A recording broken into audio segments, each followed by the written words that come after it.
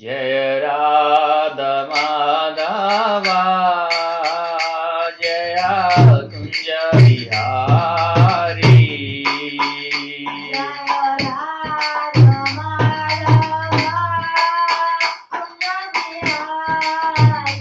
जय राधा माधवा जय राधा माधवा कुंज बिहारी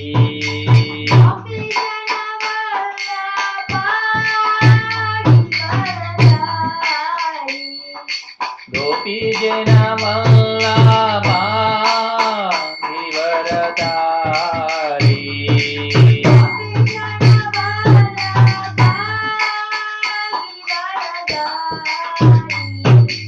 गोपी जन वल्लभा गिरिवरधारी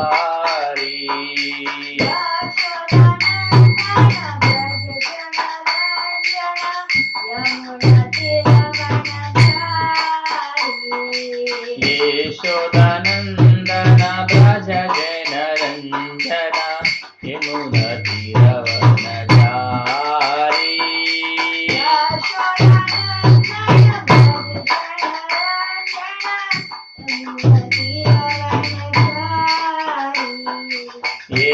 यशोदानन्दन व्रज जन रञ्जन यमुनतीरवनचारी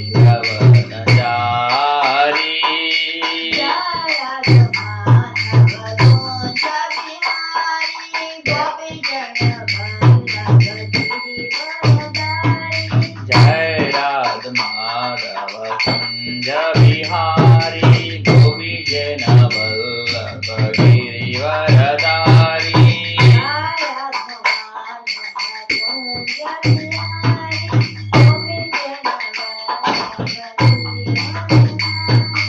जय राधा माधव कुंज बिहारी गोपी जन वल्लभ गिरिवरधारी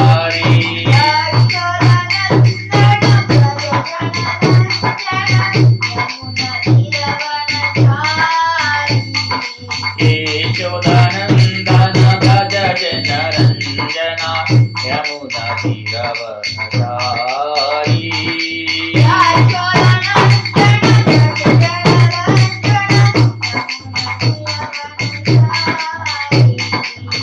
यशोदानन्दन व्रज जन रञ्जन यमुनतीरवनचारी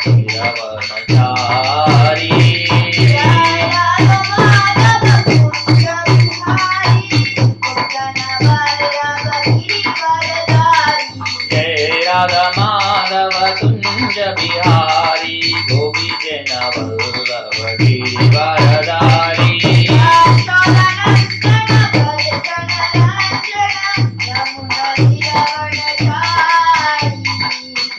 यशोदानन्दन व्रज जन रञ्जन यमुनतीरवनचारी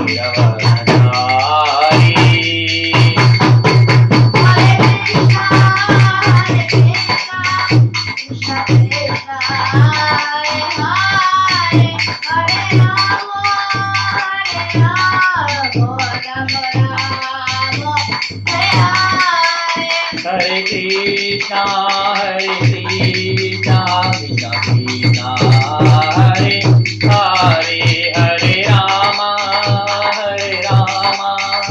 Ram Ram Hare Hare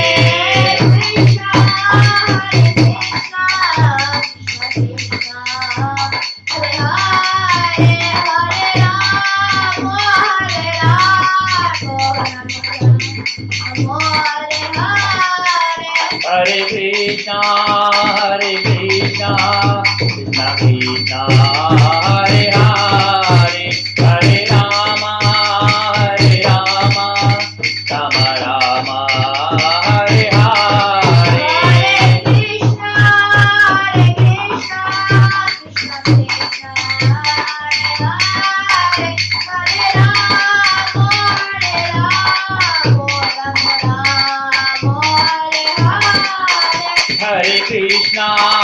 Hare Krishna Krishna Krishna Hare Hare Hare Ram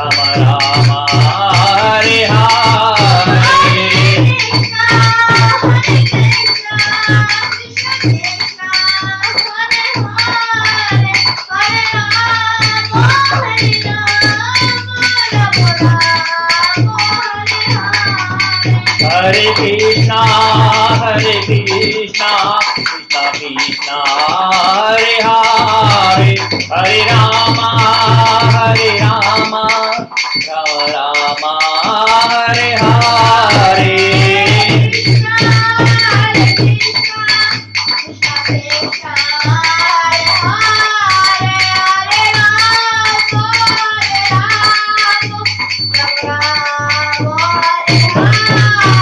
Hare Krishna, Hare Krishna, Krishna Krishna, Hare Hare, Hare Rama, Hare Rama, Rama Rama, Hare Hare.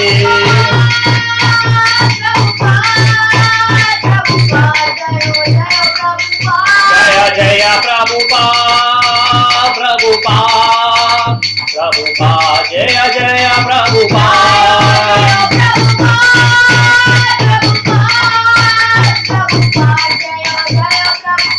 Jaya Jaya Prabhupada, Prabhupada, Prabhupada, Jaya Jaya Prabhupada.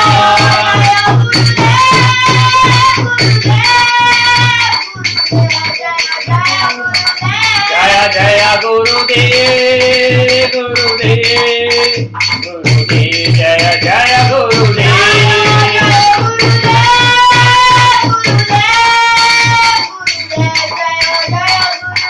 Jaya Jaya Gurudev, Gurudev, Gurudev, Jaya Jaya Gurudev.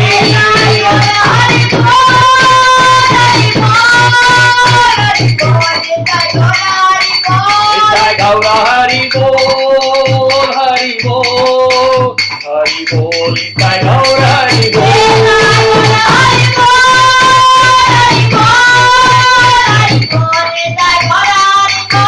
Jai Gaura Hari Bol, Hari Bol, Hari Bol, Jai Gaura Hari Bol.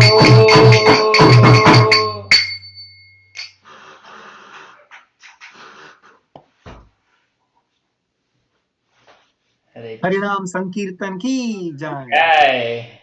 Abhi's wonderful kirtan की जय। Jai. Na?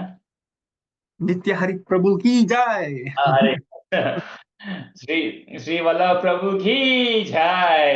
दास दास अंते प्रभु दास।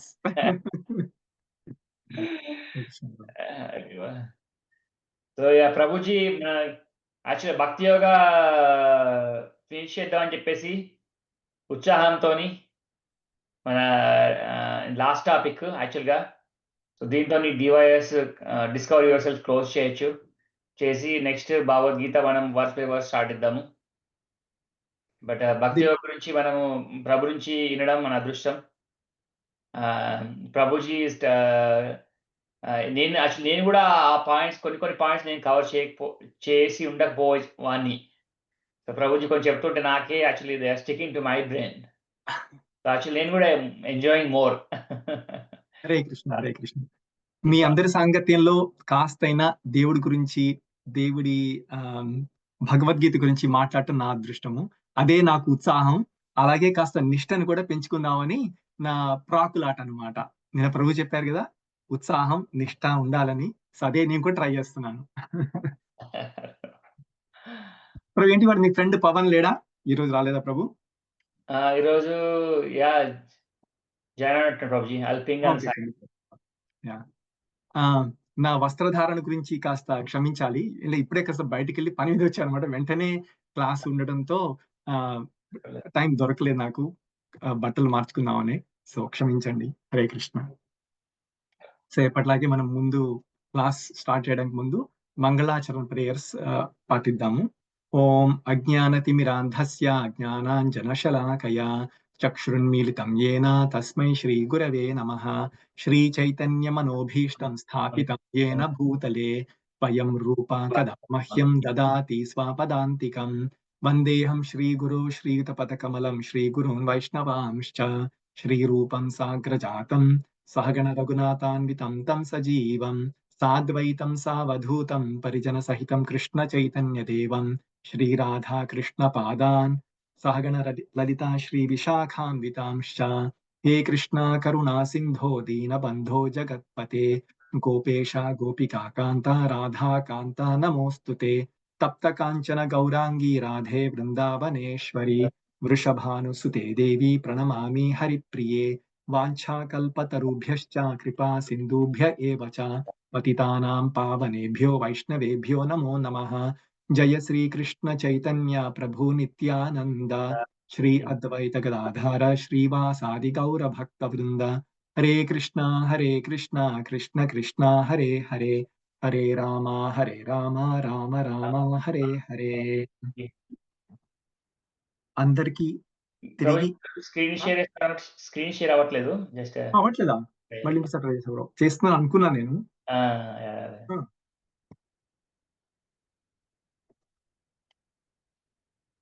ఓ last లో మళ్ళీ share ఇంకో button నొక్కలే ప్రభు, అంతే. Sorry. నేను చేస్తున్నాను అనుకున్నా నుంచి. పర్లేదు. ఇప్పుడు కనిపిస్తున్నా ప్రభు? ఎస్ ప్రభుజీ. ఓకే. నిన్న మనము సుమారు ఇక్కడ వరకు మాట్లాడుకున్నాం అనమాట. ఇక్కడతో ఆపేశాను. సో అందుకే మళ్ళీ అక్కడే పెట్టాను. సో ఎప్పటిలాగనే మనం మళ్ళీ టాపిక్ మొదలుపెట్టి ముందుకు వెళ్లే ముందు ఎవరికైనా ఏమైనా సందేహాలు కానీ ప్రశ్నలు కానీ ఉంటే చెప్పండి. అవి చూసుకుని తర్వాత మళ్ళీ క్లాస్లోకి వెళ్ళొచ్చు మనం.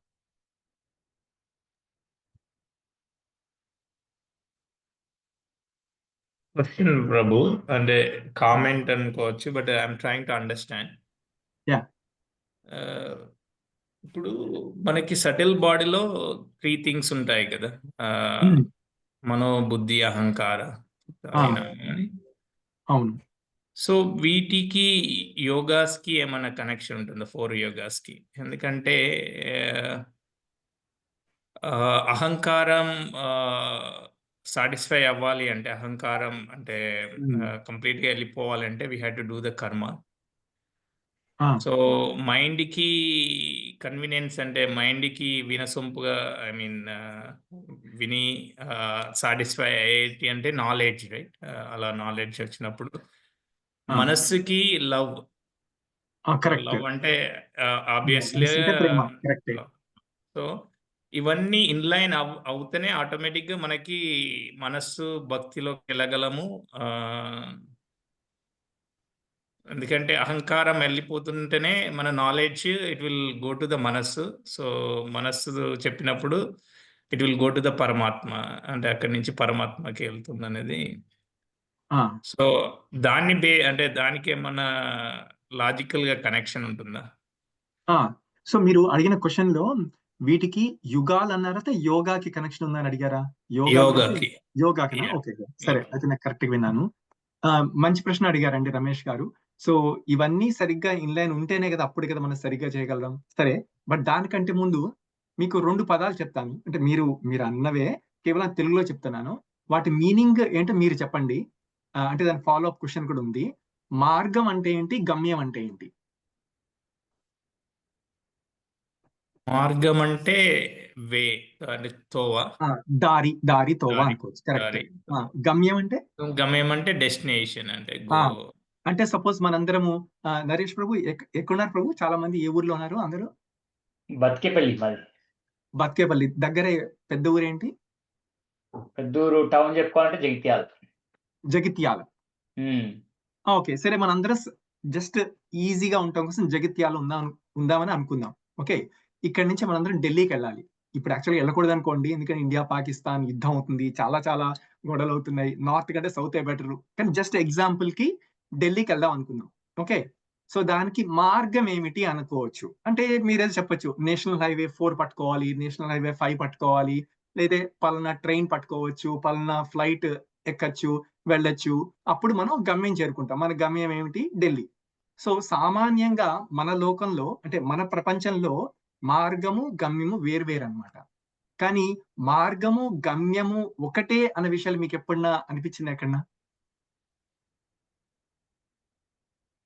సో సామాన్యంగా మనకున్న అంటే పరిచయంలో మనం చుట్టూ చూసే వాటిల్లో సామాన్యంగా ఎప్పుడు అలా ఉండదు. కానీ భక్తి దగ్గర మాత్రము, కృష్ణుడిని చేరుకోవాలంటే మాత్రము మార్గము గమ్యం 2 ఒకటే. చాలా ఆశ్చర్యం కదా. అంటే నా ఉద్దేశం ఏంటంటే, ఏమంటున్నానంటే, మీరు చెప్పింది కరెక్టే. కృష్ణుడి చేరుకోవాలి, ఆర్ కృష్ణుని చేరుకోవడం కాదు, పోనీ ఇంకొక గోల్ అనుకుందాం, ఇంకోటి కావాలి. సో దానికి మనసు నిలకడగా ఉండాలి, బుద్ధిని సరిగా పెట్టుకోవాలి, బుద్ధిని పోనీ శక్తివంతం చేసుకోవాలి, అహంకారాన్ని విడిచిపెట్టి మనము సరెండర్ చేయాలి. ఇవన్నీ కరెక్ట్, ఇవి చేస్తేనే చేరుకుంటాం, అప్పుడు భక్తి వస్తుంది అనమాట. కానీ ఇవన్నీ ఎలా చేయాలంటే భక్తి చేస్తుంటే ఇవన్నీ వచ్చేస్తుంటాయి అనమాట. అందుకనే మార్గము గమ్యము రెండు ఒకటే అన్నమాట. సో గమ్యము చేరుకుంటూ ఉంటే మార్గం దానికి అదే సుగమం కూడా అవుతుంటది అనమాట. సో రెండు వేరు కాదు. అంటే వేరు కాదంటే ఎందుకంటున్నానంటే, కొంతమంది ఇలా అనుకోవచ్చు, ఏమని, ఇప్పుడు మన వల్ల భక్తి కాదు, ఫస్ట్ నేను కనీసం ఒక 2-3 సంవత్సరాలు నా మనసు లగ్నం చేయడం మీదే ఫోకస్ చేస్తాను. అంటే పోనీ మనసు అని కాదు, ఇప్పుడు ధ్యానం అనుకోండి, మన నా ఏకాగ్రతని ఫిక్స్ చేసుకోవడం కోసమే ఒక 4-5 ఏళ్ళు పడుతుంది అనుకుందాం. ఓకే, స్టార్ట్ చేయొచ్చు. 4-5 ఏళ్ళు కాదు కదా, 4-5 దశాబ్దాలు పట్టొచ్చు. దశాబ్దాలు కాదు కదా, 4-5 శతాబ్దాలు కూడా పట్టొచ్చు. ఆర్ దానికంటే ఎక్కువ 4-5 జన్మలు కూడా పట్టొచ్చు. అంటే ఇవన్నీ అయ్యేంత వరకు భక్తి చేయకూడదా? సో చేయాలంటే మళ్ళీ భక్తి చేయాలన్నమాట. భక్తి చేస్తూ ఉంటే వాటికి అన్ని క్రమేణా ఒక మార్గంలో పడుతూ ఉంటాయన్నమాట. సో అన్నిటికీ ఆన్సర్ ఒకటే, భక్తి మాత్రమే. భక్తితో మాత్రమే అన్ని చేయగలుగుతాం. ఆఫ్ కోర్స్ మీరు ఇంకొకరు కూడా చెప్పినట్టున్నారు లాస్ట్ 2-3 క్లాసుల నుంచి, ఏమనంటే యోగా ల్యాడర్ గురించి మాట్లాడుకుంటున్నాం కదా, అంటే మెట్లు, ఒక నిచ్చెన ఉంది అనుకుందాము. ఈ యొక్క యోగా దీనిపైన ఈ యోగా ఉంది అనుకున్నాము. సో అంటే ముందు కర్మయోగం నుంచి మొదలు పెట్టాలి, తర్వాత జ్ఞాన యోగానికి వెళ్ళాలి, ఆ తర్వాతే అంటే కాస్త పరిపక్వత వచ్చిన తర్వాత మాత్రమే భక్తి యోగా చేయాలి. అంటే మీరు ఇన్ని మాటలు చెప్పలేదు, సుమారుగా అందరూ ఇలాగే అంటున్నారు. నేను అలా అన్నప్పుడల్లా మాట దాటేస్తున్నాను, సరే తర్వాత చూద్దాం అని. సో నేను అనుకోండి ఇవాళ ఆ విషయం మళ్ళీ మనం పరిశీలిస్తాము, మీకు ఇంకొంచెం క్లారిటీ వస్తుంది అప్పుడు. ఇంకా అండి, ఇంకెన్ని క్వశ్చన్స్, ఏమైనా సందేహాలు, ప్రశ్నలు? గణేష్ ఒకటి క్వశ్చన్ అడుగుతుండే. సో యాక్చువల్గా ప్రభుజీ, నిన్న మీరు అదే మర్కటం మార్జాలం అని చెప్పారు కదా. సామ్యము, నీతి ఆర్ న్యాయం అనుకోవచ్చు. మర్కట న్యాయం, మార్జాల న్యాయం ఆర్ నీతి, సామ్యం ఏదని అనుకోవచ్చు. అవునండి. సో అంటే ఇప్పుడు యాక్చువల్గా మేము ఇప్పుడు అంటే ఇది నా క్వశ్చన్ కరెక్టో కాదో కూడా నాకు తెలియదు బేసిక్గా. సో ఇప్పుడు మేము భక్తి మార్గంలో స్టార్ట్ అయ్యాం కదా. సో అది అంటే ఇప్పుడు మా రెస్పాన్సిబిలిటీ అనుకోవచ్చా, లేదంటే గాడ్ మాకు వే చూపిస్తున్నాడు అనుకోవచ్చా? సో ఇక్కడ మర్కట న్యాయం, మార్జాల న్యాయం ఇక్కడ ఉంది కదండి. ఇదేమో మర్కట న్యాయం అంటే, ఇది మార్జాల న్యాయం అన్నమాట. సో దీంట్లో ఏంటంటే బాధ్యత పూర్తిగా మన మీదే ఉంటుంది అనమాట. అంటే ఇప్పుడు తల్లిని పట్టుకుంటాం కదా, ఒకసారి పట్టుకోవడంతో అవదనమాట. ఒక చెట్టు నుంచి ఒక చెట్టు మీదకి, ఒక కొమ్మ నుంచి ఇంకో కొమ్మకి అలా దుంకుతా ఉంటే గట్టిగా పట్టుకునే బాధ్యత మనదనమాట. కానీ ఒకసారి అంటూ స్టార్ట్ అయ్యాక, అంటే ఒక మార్గం అంటూ ఒక మొదలు పెట్టాక మొత్తం ఫుల్ సిన్సియర్ గా, నిన్న చెప్పారు నరేష్ గారు చెప్పారు కదా, ఉత్సాహము, నిష్ఠ అన్నిటితో పాటుగా పూర్తిగా లగ్నమైపోయి చేశాక, ఒకసారి అంటూ వెళ్ళాక మిగతాది భారం అంతా దేవుడి మీదే అనమాట. సో బాధ్యత మొత్తం దేవుడి మీద వేస్తున్నాం అనమాట. అంటే దాని ఉద్దేశం ఏంటంటే, ఇంకంటే నేనేం చేయక్కర్లేదో అలానే కాదు, మీనింగ్ అది కాదు. మనం కూడా కొన్ని చేసిన పనులు మనం ఉంటాయి, ఇంకా చేయాలి. కానీ మేజర్ గా బాధ్యత మాత్రం భగవంతుడి చేతిలో పెట్టేస్తున్నాం అనమాట. అది అంటే ఎందుకలా చెప్తున్నామంటే, అంటే మనం ఏమీ చేయక్కర్లేదు, ఒకసారి భక్తి అని ఒకసారి అనుకుని అప్పటి నుంచి రోజు పడుకుంటాను, నేను చక్కగా తింటాను, పడుకుంటాను, ఇంకేం చేయను అంటే అట్లా అనమాట. భక్తి చేస్తూనే ఉండాలి. కానీ అంటే ఇప్పుడు చాలా యోగాలు ఉన్నాయి కదా, కర్మయోగం ఉంది, జ్ఞాన యోగం ఉంది. దేనికి ఏమిటి అంటే మెయిన్ తేడా ఏంటి అని తెలుసుకోవడం కోసం మాత్రమే ఈ ఎగ్జాంపుల్ చూపిస్తాం, ఈ ఉదాహరణ చూపిస్తాం. అంతేగాని మనం ఏం చేయకూడదని కాదు, ఏం చేయొద్దని కాదు, చేయాలి కరెక్టే. కానీ భారం అంతా దేవుడి మీదే అనమాట. ఒక ఎగ్జాంపుల్ చెప్తారు, ఏమంటారంటే, మనము భగవంతుడి వైపుగా ఒక అడుగు వేస్తే భగవంతుడు మన వైపుగా 10 అడుగులు వేస్తారు అని చెప్తారనమాట. అంతేకాక మన అడుగులు అంతే ఉంటాయి అనమాట, అంటే అంత మాత్రమే ఉంటాయి. కానీ భగవంతుడి అడుగులు చాలా పెద్దగా ఉంటాయి అన్నమాట. అది ఉద్దేశం అట్లాగనమాట. సో మీరు చాలా ఎగ్జాంపుల్స్ ఉన్నాయి. ఫర్ ఎగ్జాంపుల్ అంటే వెంటనే గుర్తొచ్చేది అంటే గజేంద్ర మోక్షం. సో గజేంద్ర మోక్షంలో గజేంద్రుడు ఎన్నో సంవత్సరాల పాటు యుద్ధం చేసి అలసిపోతాడు. అలసిపోయాక అప్పుడు భగవంతుణ్ణి వేడుకుంటాడు అనమాట. భగవంతుడిని గుర్తు చేసుకుంటాడు, భగవంతుడిని ధ్యానిస్తాడు. భగవంతుడా నువ్వే వచ్చి నన్ను కాపాడాలి అంటాడు అనమాట. అప్పుడు అంటే భాగవతాలు చాలా ఉన్నాయి కదా, ఇక్కడ తెలుగు భాగవతంలో చాలా అద్భుతంగా ఆ రచించారు అనే కంటే ఒక ఏమంటారు, ఒక పెయింటింగ్ వేశారు అనొచ్చు అనమాట. అద్భుతంగా చెప్పారనమాట తెలుగులో. సో సిరికిం చెప్పడు అని ఒక పద్యం ఉంటుంది, మీరు ఎప్పుడు వినుంటారు. సో ఏమైతే అంటే అప్పుడు భగవంతుడు అంట అది విన్న వెంటనే భక్తుడి ఆర్తనాదం అంటే గజేంద్రుడి ఆర్తనాదం విన్న వెంటనే పరిగెత్తుకుని వచ్చేస్తారనమాట. సపోజ్ మీకు ఎప్పుడైనా ఏమైనా కొంచెం ఒంట్లో బాగోలేదు, మీకు కావచ్చు, మీ ఇంట్లో వాళ్ళు ఎవరికో కావచ్చు, ఓకే, అప్పుడు మీరు డాక్టర్ కాల్ చేస్తారు. ఓకే, డాక్టర్ వెంటనే అర్జెంట్ గా వెంటనే మీరు అడిగిన వెంటనే వచ్చేస్తారన్నమాట మీ ఇంటికి. కానీ డాక్టర్ తో పాటు కాంపౌండర్ అంటారు, తెలుసా అండి మీకు? అంటే ఆ మాట వినుంటారు, మీరు వింటారా? కాంపౌండర్ లేడు, ఆయన చేతిలో స్టెథోస్కోప్ లేదు, ఒక చిన్న మెడికల్ కిట్ ఉంటుంది కదా, బాక్స్ ఉంటది కదా, అందులో ఇంజెక్షన్స్ ఉండొచ్చు, ఇంకోటి ఉండొచ్చు, మందులు ఉండొచ్చు, అవి ఏమీ లేవన్నమాట. అవి ఏమీ లేకుండా వచ్చేసాడు అనుకోండి, మీరేమంటారు అంటే ఈ మాత్రం దానికి వచ్చేసి ఏం లాభం అంటారనమాట. అంటే వచ్చావు కరెక్టే, వచ్చి ఏం చేయగలుగుతావు అంటారన్నమాట, అనుకుంటాం అనమాట. సో ఇదే పరిస్థితుల్లో భగవంతుడు అలా వచ్చేసాడంట. సిరికిం చెప్పడు అంటే ఆయన భార్య లక్ష్మీదేవి, లక్ష్మీదేవి కూడా చెప్పట్లేదంట. ఓకే, ఆయన వాహనం గరుడు కూడా చెప్పట్లేదంట, ఎక్కడికి వెళ్ళాలో చెప్పట్లేదు, గరుడుని ఎక్కట్లేదంట, అలాగే వచ్చేసాడంట. ఆ తర్వాత అప్పుడు ఆయన చేతిలో అమ్మవారి కొంగు ఉందంట, అది అలా పట్టుకుని లాక్కుంటే అట్లా వచ్చేస్తున్నాడంట ఆయన. సో అలాగే ఏమి చూడకుండా అలా వచ్చేస్తున్నాడంట. సో భగవంతుడు మనం ఎప్పుడైతే ఆర్తిగా పిలుస్తామో అప్పుడు అన్ని వదిలిపెట్టి వచ్చేస్తారనమాట. అఫ్ కోర్స్ మన లోకంలో డాక్టర్ కి భగవంతుడికి చాలా తేడా ఉందనుకోండి. ఆయన సుదర్శన చక్రం కూడా తీసుకురాలేదంట, ఏమీ తీసుకురాలేదంట, అన్ని ఆయన వెనకాల ఫాలో అవుతూ వస్తున్నాయంట. ఓ దేవుడు ఆగు నేను వస్తాను, మీతో పాటు మీతో పాటు వస్తానని చెప్పి అందరూ ఆయన ఫాలో అవుతూ వస్తున్నారంట. ఆయన వచ్చారు, అన్ని చేశారు, చక్కగా వెళ్ళిపోయారు. సో ఇప్పుడు ఈ ఎగ్జాంపుల్ ఎందుకు చెప్పానంటే అదనమాట. ఒక్కసారి మనం అంటూ ఆర్తిగా పిలిస్తే, భక్తితో పిలిస్తే, ఇప్పుడు భగవంతుడే ఆ రెస్పాన్సిబిలిటీ, ఆ బాధ్యతని తన మీద తీసుకుని వస్తారన్నమాట. అట్లాగా ఇది ఇక్కడ మహాభారతంలో కూడా ఒక చాలా మంచి స్టోరీ ఉంది. అంటే అసంబద్ధంగా అనుకోకపోతే తొందరగా చెప్తాను. సో మహాభారత యుద్ధంలో మధ్యలో ఏదో ఒక చాలా పెద్ద గొడవ అయింది. సో అప్పుడు అర్జును ఒక శపథం చేస్తాడనమాట. ఒకడిని జయద్రథుడు, వాడి పేరు జయద్రథుడిని, రేపు సాయంత్రం అంటే రేపు సూర్యాస్తమయం అయ్యేలోగా వాడిని చంపేస్తానని పూనుతారనమాట, ప్రతిజ్ఞ చేస్తారనమాట అర్జునుడు. అయితే అందరూ టెన్షన్ అనమాట, అందరూ భయపడతారు, అంటే ఇది ఎలా సాధ్యం అని అనమాట. ఇది తెలియగానే దుర్యోధనుడు, మిగతా వాళ్ళ కౌరవులందరూ వాళ్ళందరూ చాలా సంతోషపడతారనమాట. వాళ్ళు అనుకుంటారు ఒక్క అర్జునుని మాత్రం ఆపగలిగితే, అంటే అర్జునుడు ఎలాగోలా చనిపోతే, అర్జునుడు ఎలాగోలా ఓడిపోతే మొత్తం యుద్ధం అయిపోయినట్టే, ఇంకా వేరేది ఏం లేదనమాట. సో ఇది మనకి చాలా మంచి అవకాశం. ఎలాగైనా అర్జునుడి గనక జయద్రథుడి దగ్గరకు రాకుండా చూసుకోగలిగితే ఇంక యుద్ధం అయిపోయింది అంతే అనుకుని వాళ్ళు ఫుల్ మంచిగా పార్టీ చేసుకుంటారనమాట, అందరూ హ్యాపీగా ఉన్నారనమాట.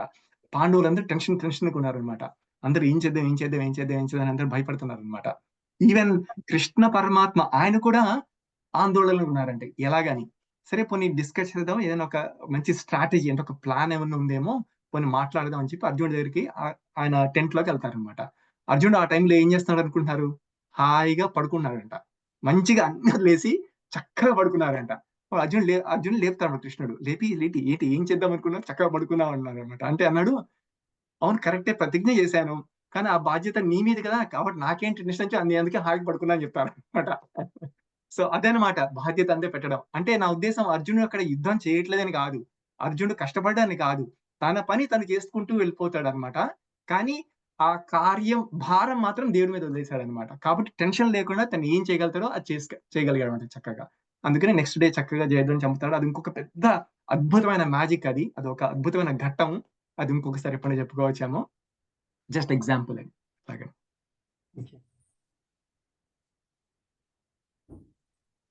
ఇంకా అండి, ఇంకేమైనా ప్రశ్నలు? ప్రభుజీ మనకి ఈ స్లైడ్స్‌లో భక్తి మార్గం అంటే ఏంటి? అందులో స్టెప్స్ ఏమి ఇన్వాల్వ్ అయినాయి? ఇది మనకి ఈజీయా, హార్డా అనేవి కూడా కొంచెం. షూర్ ప్రభు, షూర్ చెప్దాం. ఉన్నాయి ప్రభు. ఇవాళ హోప్ఫుల్లీ మన టైం దాటకుండా వెళ్తే గనక ఉంది. సో నిన్న మనం అంటే లాస్ట్ ఒక 2 వారాల నుంచి మాట్లాడుకున్నాం కదండి. ఏం మాట్లాడుకుంటే రకరకాల యోగాలు ఉన్నాయి, వీటికి ఇది ఉంటది అంటే కొన్నిట్లో జ్ఞాన సముపార్జన ఉంటుంది, కొన్నిట్లో ధ్యానం ఉంటుంది, కొన్నిట్లో త్యాగం ఉంటది, రెనౌన్సియేషన్ ఉంటుంది, అలా అన్ని మాట్లాడుకున్నాం కదా. అన్నిటికి చూసుకుని భక్తి మార్గం ఏంటో చూసుకున్నాం. భక్తిలో అన్నీ ఉన్నాయి అని నిన్న మాట్లాడుకున్నాం. గుర్తుంది కదండి? ఏ రకంగా అయితే భక్తిలో జ్ఞానం ఉంటది, భక్తిలోనే ధ్యానం ఉంటది, భక్తిలోనే కర్మ ఉంటది, అన్నీ ఉంటాయని మాట్లాడుకున్నాం. అదంతా క్లియర్ ఉంది కదండి అందరికీ? సో ఇప్పుడు భక్తికి చేయాల్సింది ఏమిటి? అది కూడా మాట్లాడుకున్నాము. అవన్నీ మాట్లాడుకున్నాము. అయినా గాని కొంతమందికి ఒక సందేహం రావచ్చు. ఏంటంటే, మరి భక్తి అంటున్నారు. మరి మిగతా యోగాల గురించి కూడా మాట్లాడారు కదా! అదే భగవద్గీతలో అదే కృష్ణ పరమాత్మ మాట్లాడారు కదా! అయినా గాని మీరు భక్తే గొప్పని ఎందుకంటున్నారు అని కొంతమంది అడగొచ్చు. సో, ఏమిటంటే నేను చెప్పట్లేదు, మీరు చెప్పట్లేదు. మనం చెప్పట్లే భక్తి గొప్ప అని. కృష్ణుడి మాటల్లోనే ఏమంటున్నారో కొద్దిగా చూద్దాం. మరీ ఎక్కువ శ్లోకాలొద్దు. కొన్ని శ్లోకాలు చూద్దాము. ఆ తరువాత సరే భక్తి, భక్తి అంటున్నాం, భక్తి యోగ అంటున్నాం. ఇప్పుడు నరేష్ గారు అడిగినట్టుగా ఈ భక్తిని చేయడానికి మార్గం ఏంటి? అంటే కేవలం భక్తి, భక్తి అని చెప్పి వదిలేస్తున్నామా? లేదా భక్తిని ఎలా పాటించచ్చో కూడా ఏమైనా ఉందా? అన్న విషయం చూద్దాం. అంతేనా ప్రభు? అదే మీరు అడిగింది? అది కూడా ఉంది. Yes. చూద్దాం. సో, నెక్స్ట్ చూద్దాం. సో, ఫస్ట్ క్విక్‌గా అంటే మనందరికీ ఎంత టైం ఉందో దాన్ని బట్టి చేసుకోవచ్చు. సో, భక్తి గురించి భగవంతుడు భగవద్గీతలో ఏమేమి చెప్పారు? ఒక్క చోట కాదు, చాలా చోట్ల చెప్పారు. చాలా అద్భుతమైన వాక్యాలున్నాయి. ఫర్ ఎగ్జాంపుల్ ఇదొక శ్లోకం అండి. చాలా మంచి శ్లోకం. యోగినామపి సర్వేషాం మద్గతేంతరాత్మన శ్రద్ధావాన్ భజతే యో మాం సమే యుక్తతమో మతః.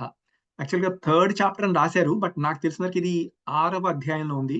మరి కొన్ని శ్లోకాలు కాస్త కొద్దిగా తేడాలతో ఆహ్, అంటే 2 అధ్యాయాల్లో రావడం కూడా సంభవమే. అది పెద్ద విషయమేం కాదు. సో, ఏమంటున్నారంటే ఇక్కడ కృష్ణుడు అంటే జస్ట్ హైలైట్ పైపైన చెప్తున్నాను. మరీ డీప్‌కెళ్ళకుండా. అన్ని యోగులలో అంటే అన్ని రకాల యోగాలున్నాయి. ఆ యోగాలను ఫాలో చేసే యోగులున్నారు. అన్ని రకాల యోగుల్లో కూడాను ఎవరు ముఖ్యము అంటే ఆయన ఏం చెప్తున్నారంటే, ఎవరైతే శ్రద్ధతో, శ్రద్ధావాన్ భజతే అంటే శ్రద్ధతో, భక్తితో మనస్సుని నా పైన మాత్రమే నిలిపి, నన్ను భజించేవాడు మాత్రమే అందరిలోకెల్లా ఉత్తమమైనవాడు అని నా అభిప్రాయం.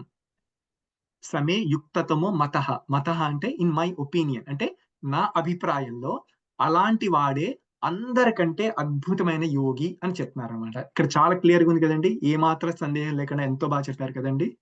ఏమైనా ప్రశ్న ఉందా దీని మీద?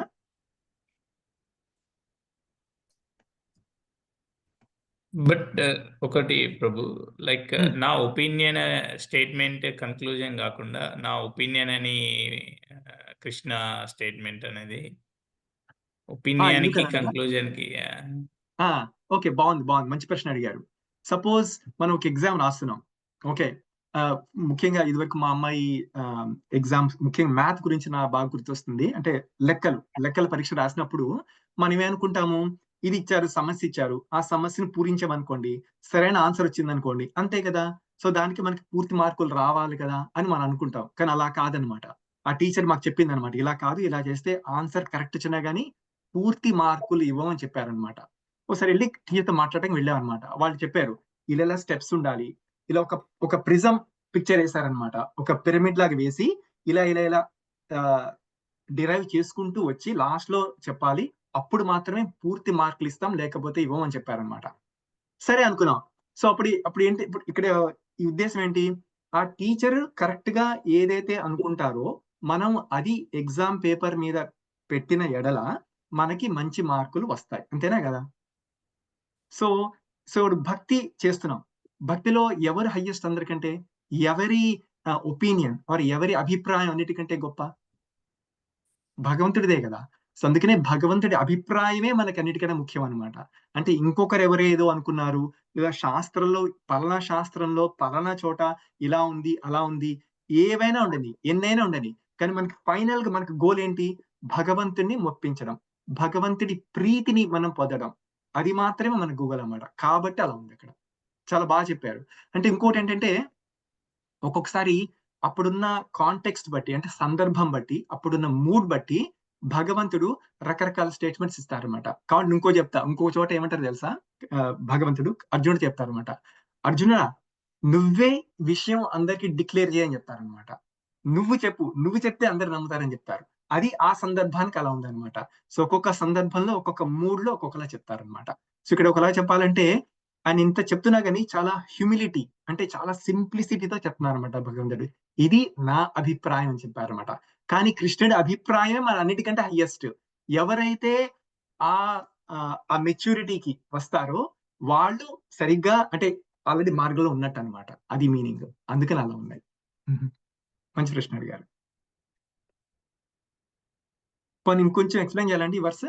సో యోగినామపి సర్వేషాం అంటే జ్ఞాన యోగం ఉంది, కర్మయోగం ఉంది, ధ్యాన యోగం ఉంది. ఇలాగా అన్ని రకాల యోగాల్లో కూడా కృష్ణుడిపై భక్తి కలిగి ఉన్న యోగి మాత్రమే ఉత్తమమైన వాడు అని చెప్తున్నారనమాట. మద్గతేనాంతరాత్మన అంటే యోగి యొక్క మనస్సు మరియు ఆత్మ పూర్తిగా కృష్ణుడిలో లీనమై ఉండుట. అంటే అలాంటి ఏకాగ్రతమైన భక్తి మరియు అలాంటి ప్రేమను సూచిస్తుంది అనమాట. అలాంటి ఫోకస్ ఉందంటే అంత ప్రేమ ఉన్నట్టు అనమాట. శ్రద్ధావాన్ భజతే అంటే శ్రద్ధ అంటే ఒక మీనింగ్ విశ్వాసం అనుకుంటుంది అనమాట. ఎవరైతే విశ్వాసంతో మరియు భక్తితో కృష్ణుణ్ణి ఆరాధిస్తారో ఆ శ్రద్ధ ఎలాంటిదంటే అంధవిశ్వాసం కాదనమాట. ఆధ్యాత్మిక అవగాహనతో కూడుకున్న వారు ఆధ్యాత్మికత అవగాహనతో దానిపైన ఆధారపడిన శ్రద్ధ ఎవరికైతే ఉంటుందో సమే యుక్తతమో మతః అటువంటి భక్తుడు కృష్ణుడికి అత్యంత సన్నిహితుడు అని ఆయన చెప్తున్నారు అనమాట. ఆయనకి ఎవరు సన్నిహితుడు ఆయనే చెప్పాలి కదా, ఆయన ఒపీనియన్ చెప్పాలి కదా. అందుకని నా అభిప్రాయం అని చెప్పారు అక్కడ. అట్లాగా అంతే. ఓకేనండి. ఇది జీవుడికి ఇచ్చిన ఫ్రీ విల్. అంతే కదా. జీవుడికి ఎప్పుడు ఫ్రీ విల్ ఉంటుంది. ప్రేమించచ్చు, ప్రేమించకపోవచ్చు, భక్తి చేయొచ్చు, చేయకపోవచ్చు, లేదా కృష్ణుడికి సమర్పణ చేసుకోవచ్చు. కృష్ణుడు కాదు, మా ఆఫీస్ లో చాలా పెద్ద మేనేజర్ ఉన్నాడు, ఆయన చేసుకుంటే నాకు చాలా ప్రమోషన్ వస్తాయని చెప్పి ఆయనకైనా సమర్పణ చేసుకో. అది మన ఇష్టం. ఎవరికి సమర్పణ చేసుకుంటారు అనేది కూడా మన ఇష్టం. అది కంప్లీట్లీ మనకున్న ఫ్రీడమ్. అది ఇండియాలో కొందరు ట్రంప్ ఫోటో పెట్టుకొని ట్రంప్ కూడా పూజ చేసుకుంటారు.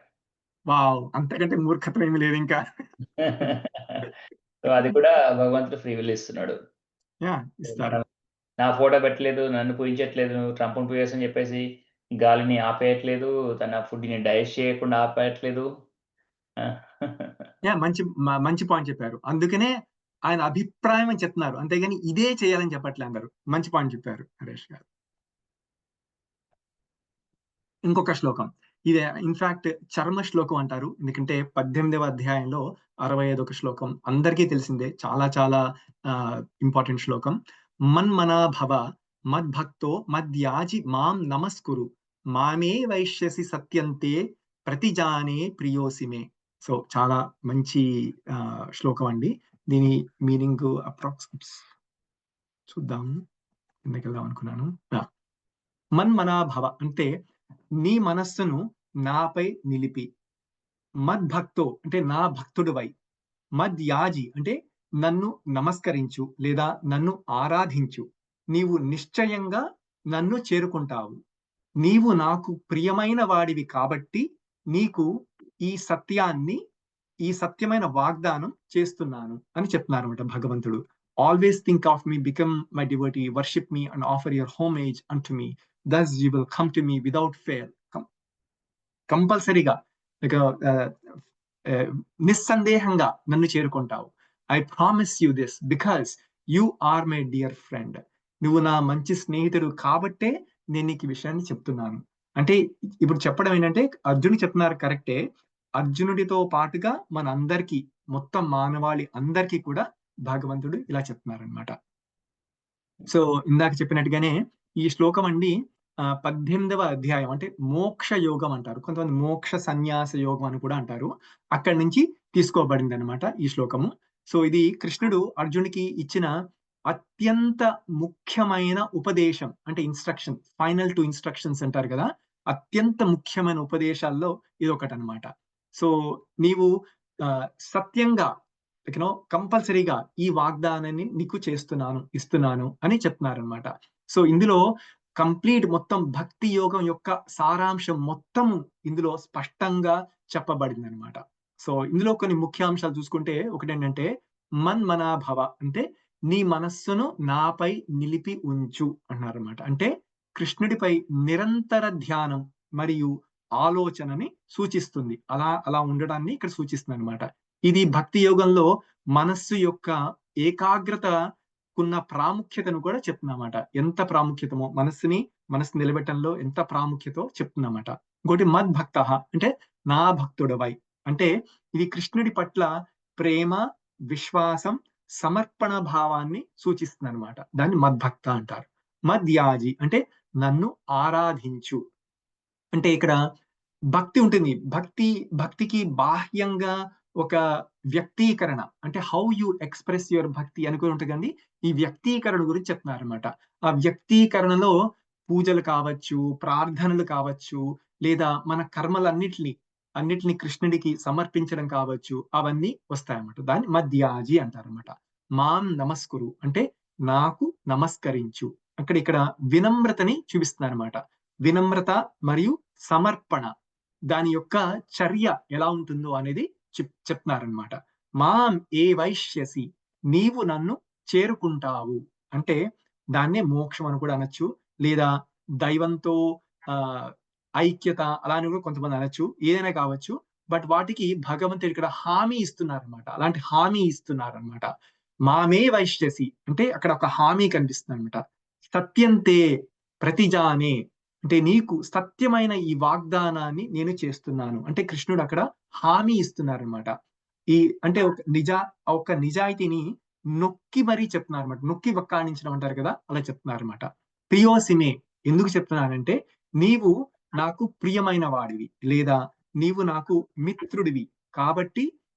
ఇంకో రకంగా చూస్తుంటే అర్జునుడికి కృష్ణుడి పట్ల భక్తి ఉంది కాబట్టి ఈ ప్రేమని సూచిస్తూ ఈ శ్లోకాన్ని చెప్తున్నాను అని చెప్తున్నారనమాట. అది చాలా చాలా ముఖ్యం అండి. చాలా చాలా ప్రాముఖ్యమైన ఒక శ్లోకం ఇది భగవద్గీతలో. అందరు వినే ఉంటారు, తెలిసే ఉంటుంది. ఏమైనా సందేహాలు ఉన్నాయండి? ఈ శ్లోకం మనకి క్లియర్ అవుతుంది. కృష్ణుడు డైరెక్ట్ గా మనని ఏంటి మీ గమ్యం ఏంటి, ఆబ్జెక్ట్ ఆఫ్ వర్షిప్ ఏంటి, క్లియర్ గా మన కర్మలు ఎలా ఉండాలి. అంతేకాక అంటే గోల్, డెస్టినేషన్, మన ఆబ్జెక్టివ్ చెప్తుంది. అదే కాక మన రోజువారీ జీవితంలో ఏమి చెయ్యొచ్చు అనేది కూడా ఇందులో నిక్షేపం అయిందనమాట. అంటే ఫర్ ఎగ్జాంపుల్ ఏమంటారంటే నిరంతరం ఆయన గురించే ఆలోచించాలి, ఆయన పట్ల భక్తిని పెంపొందించుకోవాలి అని వాటిని ప్రోత్సహిస్తుంది అనమాట. మన రోజువారీ మన కార్యాల్లో, రోజువారీ మన పనుల్లో ఏమి చేయొచ్చు, దేనికి ప్రోత్సాహం ఇవ్వాలి అని కూడా చెప్తున్నారన్నమాట. అంటే మళ్ళీ కొంతమంది అనుకోవచ్చు భక్తి అంటే కేవలం ఒక ఆచారానికి మాత్రమే పరిమితం కాదనమాట. అంటే హృదయపూర్వక సమర్పణ ఎప్పుడైతే ఉంటుందో అలాంటి జీవన విధాన్ని ఎవరైతే చేస్తారో దాన్ని భక్తి అంటారనమాట. అది కూడా చెప్తుందన్నమాట ఇక్కడ. మళ్ళీ కృష్ణుడు అన్నారు కదా సత్యంతే ప్రతిజాని, అంటే అలాంటి ఒక వాగ్దానాన్ని చేస్తున్నారనమాట. భక్తుల అంటే మనకి ఉన్న ఒక విశ్వాసం కావచ్చు, లేదా మన ధైర్యాన్ని కావచ్చు, దాన్ని పెంపొందించడానికి ఆయన ఒక వాగ్దానం కూడా చేస్తున్నారు అనమాట. సో ఈ మార్గంలో కనుక మీరు నడిస్తే నిశ్చయంగా మీరు దైవాన్ని చేరుకుంటారు, కృష్ణుడిని చేరుకుంటారు. దానికి నేను హామీ ఇస్తున్నాను. నేను కాదు, కృష్ణుడు అనమాట. కృష్ణుడే హామీ ఇస్తున్నారు అనమాట. అది చెప్తున్నారు అనమాట. అద్భుతమైన శ్లోకం. ఇలాంటి ఇంకోటి చూద్దాము. ఆ శ్లోకం మన భగవంతుడు ఇచ్చిన అష్యూరెన్స్. అష్యూరెన్స్, హామీ. అలాగే ఇందాక 18.65 చూసాం కదా, 6.6 అనమాట. దీని నెక్స్ట్ ఇది కూడా ఈ రెండింటిని చర్మ శ్లోకాలు అంటారనమాట. చాలా ఇంపార్టెంట్ ఇది. ఏమంటారంటే సర్వధర్మాన్ పరిత్యజ్య మాం ఏకం శరణం వ్రజ అహం త్వాం సర్వ పాపేభ్యో మోక్షయిష్యామి మా శుచః. ఇది కూడా అద్భుతమైనది. 18.66 18.66 శ్లోకము. ఇందులో ఏమిటంటే అన్ని ధర్మాలను లేదా అన్ని కర్తవ్యాలని విడిచిపెట్టు, నేను ఒక్కడే అంటే నాకొక్కడికే శరణుని వేడుకో. అప్పుడు ఏమవుతుంది, నిన్ను అన్ని పాపాల నుండి నేను విముక్తిని చేస్తాను. శోకించకు, ఏం వర్రీ కాకు, డు నాట్ ఫియర్, ఏమి శోకానికి అవసరం లేదు అని చెప్తున్నారు అనమాట. అద్భుతమైన శ్లోకం. సో మళ్ళీ ఇందాక చెప్పినట్టే ఇది కూడా 18వ అధ్యాయం అంటే మోక్ష సన్యాస యోగం అని చెప్తారు. సో ఇందులో చూడాల్సిన విషయాలు అంటే ఒకటేమో సర్వధర్మాన్ పరిత్యజ్య, అంటే అనేక నియమాలు ఉంటాయి, ఈ శాస్త్రం ఇలా ఉందని ఉంటుంది. ఇంకొక యోగం అంటే కర్మయోగం కావచ్చు, ఇంకోటి కావచ్చు, ఏదైనా కావచ్చు, ధర్మాలు, వాటన్నిటిని విడిచిపెట్టు. అంటే అనేక వివిధ కర్మలు, ఆచారాలు, సామాజిక నియమాలు, ఇంకా ఎన్నో ఉండొచ్చు. వీటన్నిటిని పట్టించుకోకు, వీటన్నిటిని వర్రీ కాకు, అవన్నీ విడిచిపెట్టు. కృష్ణుడి మాత్రమే, అంటే ఇప్పుడు అర్జునుడికి ఈ ఈ పై పైన ఉన్న బాహ్యమైన బాధ్యతల గురించి ఆందోళన చెందకు అని చెప్తున్నారన్నమాట కృష్ణుడు. పూర్తిగా ఆయన పైనే, అంటే కృష్ణుడి పైనే నమ్మకం ఉంచు అని చెప్తున్నారన్నమాట. మాం ఏకం చెప్పండి. yes, good. Yeah. మాం ఏకం శరణం వ్రజ అంటే నా ఒక్కడికే శరణు వేడుకో. అంటే ఇందాక అనుకున్నా కదా, ట్రంప్ ఫోటోకో లేదా ఇంకొకటికో వాళ్ళ కాదు శరణు చేయాల్సింది, నాకు మాత్రమే. అంటే కృష్ణుడు చెప్తున్నాడు, కృష్ణుడికి మాత్రమే. ఇది దీన్ని కొంతమంది చెప్తారంటే సంపూర్ణ శరణాగతి అని కూడా చెప్తారనమాట. శ్రీ వైష్ణవ సిద్ధాంతంలో శరణాగతి అనే దానికి చాలా ప్రాముఖ్యత ఉంది. సో మాం ఏకం శరణం వ్రజ అంటే అక్కడ ఒక సంపూర్ణమైన శరణాగతి. సో అది దానికి భగవంతుడు అర్జునుడిని లేదా మనందరినీ కూడా ఆహ్వానిస్తున్నారనమాట. దీన్నే ఆశ్రయంగా స్వీకరించు, ఆయనపై సంపూర్ణంగా ఆధారపడి ఉండు అని ఆహ్వానిస్తున్నారు అనమాట భగవంతుడు. అహం త్వాం సర్వ పాపేభ్యో అంటే నిన్ను అన్ని పాపాల నుండి నేను విముక్తుని చేస్తాను. సో భక్తుల పాపాలు ఉంటాయి కదా, వాటన్నిటిని క్షమించడం, వారిని మోక్షం వైపు తిప్పడం అనేది ఆయన చెప్తున్నారు అనమాట. ఇలా చేస్తే నీకు ఇలాంటి హామీ ఇస్తున్నాను, ఇందాక నాటికి అష్యూరెన్స్ అనమాట. ఇప్పుడు పాపాల గురించి, వేరే కర్మల గురించి, వాటి గురించి ఏమీ దుఃఖించకు అని చెప్తున్నారు. మోక్ష ఇష్యామి అంటే మోక్షాన్ని ప్రసాదిస్తాను. మా శుచః అంటే మా అంటే వద్దు అని అనమాట, ఆర్ నో అన్నట్టుగా అన్నమాట మీనింగ్. సంస్కృతంలో చాలా మట్టుకు మా అని వస్తుందన్నమాట. శుచః అంటే శోకించడం, ఎలాంటి శోకము, ఏమి ఆందోళన, ఏమి భయము, ఏమీ అవసరం లేదు. కొంతమందికి ఈ అపరాధ భావం ఉంటుంది కదండి, ఈ అపరాధ భావాన్ని నుంచి కూడా నేను విముక్తిని చేసి ఈ శరణాగతిలో సంపూర్ణ భద్రతని నీకు కల్పిస్తాను అని భగవంతుడు చెప్తున్నారన్నమాట. అలాంటి భరోసా, అలాంటి హామీ, అలాంటి ఆశ్వాసన ఇస్తున్నారన్నమాట భగవంతుడు. అందుకని ఈ శ్లోకం కూడా చాలా చాలా ముఖ్యం. శరణాగతి అంటే ఇది అన్నమాట. ఈ శ్లోకం అంటే శరణాగతి అని గుర్తుంచుకోవాలి. ఆ రకంగా మనందరం నేర్చుకోవడానికి ప్రయత్నించాలి. ఇక్కడ 2 పాయింట్లు మామేకం ఫోకస్ చేయాలి. అంటే కొందరు ఎల్లమ్మ, పోచమ్మ, మైసమ్మ, భగవంతుడు అవన్నీ చెప్పట్లేదు. ఇంద్రుడు, వరుణుడు, సూర్యుడు, వీళ్ళకి శరణ్ మామేకం అని డైరెక్ట్ గా చెప్పిస్తున్నారు. ఆయన చెప్పారు, అందుకే ఇక్కడ అండర్లైన్ కూడా చేశారన్నమాట. మంచిగా ఇంపార్టెంట్ చెప్తున్నారు, మామేకం శరణం వ్రజ. మిగతావన్నీ మర్చిపో, ఎన్నో ఉండొచ్చు, వాటన్నిటిని మర్చిపోయి నా ఒక్కడికి మాత్రమే, అంటే కృష్ణ పరమాత్మకి మాత్రమే శరణాగతిని తీసుకోవాలి అని చెప్తున్నారు ఇక్కడ. చాలా చిన్నప్పటి నుంచి ఇప్పుడు ఎలాగా దుర్గమ్మకి మేక కోయడము, గోట్ కోయడము, కోడి కోయడము, సో అది అలవాటు అయిపోయింది, ఒక సిస్టమ్, కల్చర్ అలవాటు అయిపోయింది. సో ఇది కూడా ఏంటంటే ఈ శ్లోకం ద్వారా మనకు ఆ భయం లేదు. నేను ఇప్పుడు ఆపేస్తే చెడు అవ్వచ్చు, ఏమవుతుందో, ఆయన కోపం వచ్చి వాళ్ళని మళ్ళీ శిక్షిస్తారేమో. కరెక్ట్. పోచమ్మకి ఏం కోయకపోతే మనకి అవి అంటారు కదా, చికెన్ పాక్స్, పోచమైంది అంటారు. సో అలాంటి వర్రీస్ పెట్టుకోవాల్సిన అవసరం లేదు. ఈ శ్లోకం ద్వారా కృష్ణ భగవానుడు డైరెక్ట్ చెప్తున్నాడు మామేకం.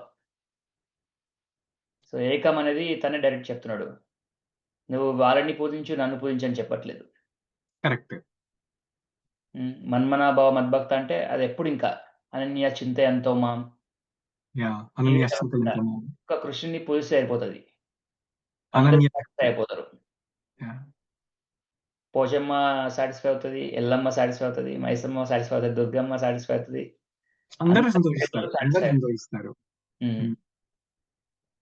సో అది అందుకే కృష్ణుడు డైరెక్ట్ చెప్తున్నాడు, మనం ఈ వర్డ్ బై వర్డ్ మనం ఫాలో అవడానికి ట్రై చేస్తున్నాం అంతే. అదొక పాయింట్. సెకండ్ పాయింట్ ఏంటంటే ఇక్కడ సర్వ పాపేభ్యో, దీనికి ఇది లాస్ట్ చాప్టర్, ఫస్ట్ చాప్టర్ చాలా లింక్ ఉంటది. ఎందుకంటే అన్ని పాప ఫలితాల గురించి అర్జునుడు చెప్తుంటాడు, నేను ఇది చేస్తే ఇన్ని పాప ఫలితాలు నాకు కలుగుతాయని. సో మనము భగవద్గీత శ్లోకం తర్వాత శ్లోకం వెళ్తున్నప్పుడు ఎన్ని పాపాల గురించి భయపడ్డాడు అర్జునుడు అనేది అవన్నీ మనం చూద్దాం. అందుకే ఇక్కడ భగవంతుడు చెప్తున్నాడు సర్వ పాపేభ్యో. నువ్వు అవునండి. నువ్వు అనుకున్న పాపాలు కావు. ఇంకా ఇక్కడ ఏమి ఎగ్జిస్ట్ చేయని పాపాలు అనుకున్నా వాటినన్నిటిని నేను మాఫీ చూసుకుంటాను. జస్ట్ నా మాట ఫాలో అవ్వు.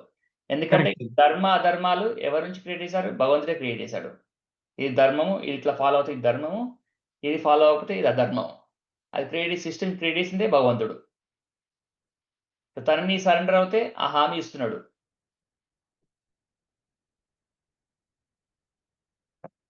రెండు పాయింట్ ప్రభుజీ. మంచి పాయింట్. సో మొదటి అధ్యాయంలో అంటే ప్రప్రథమ అధ్యాయంలో అర్జునుడు యుద్ధం చేయడానికి సుముఖుడుగా లేడనమాట. అప్పుడు ఆయన కొన్ని ఆర్గ్యుమెంట్స్ పెడతారన్నమాట భగవంతుడి ముందు, కొన్ని రీజన్స్ పెడతారన్నమాట. వీటి వలన నేను యుద్ధం చేయదలుచుకోలేదు అని చెప్తారనమాట. ఒకటేమో బంధు ప్రీతి, లేకపోతే అక్కడ ఉన్న ఆచార్యులు ఉన్నారు, అందరికంటే ఇష్టమైన తాతగారు ఉన్నారు, ఇలాంటివి ఉన్నారు, వీళ్ళని నేను ఎలా చంపగలుగుతాను కృష్ణ అని అడుగుతారన్నమాట. అలా కొన్ని రీజన్స్ చెప్తారు.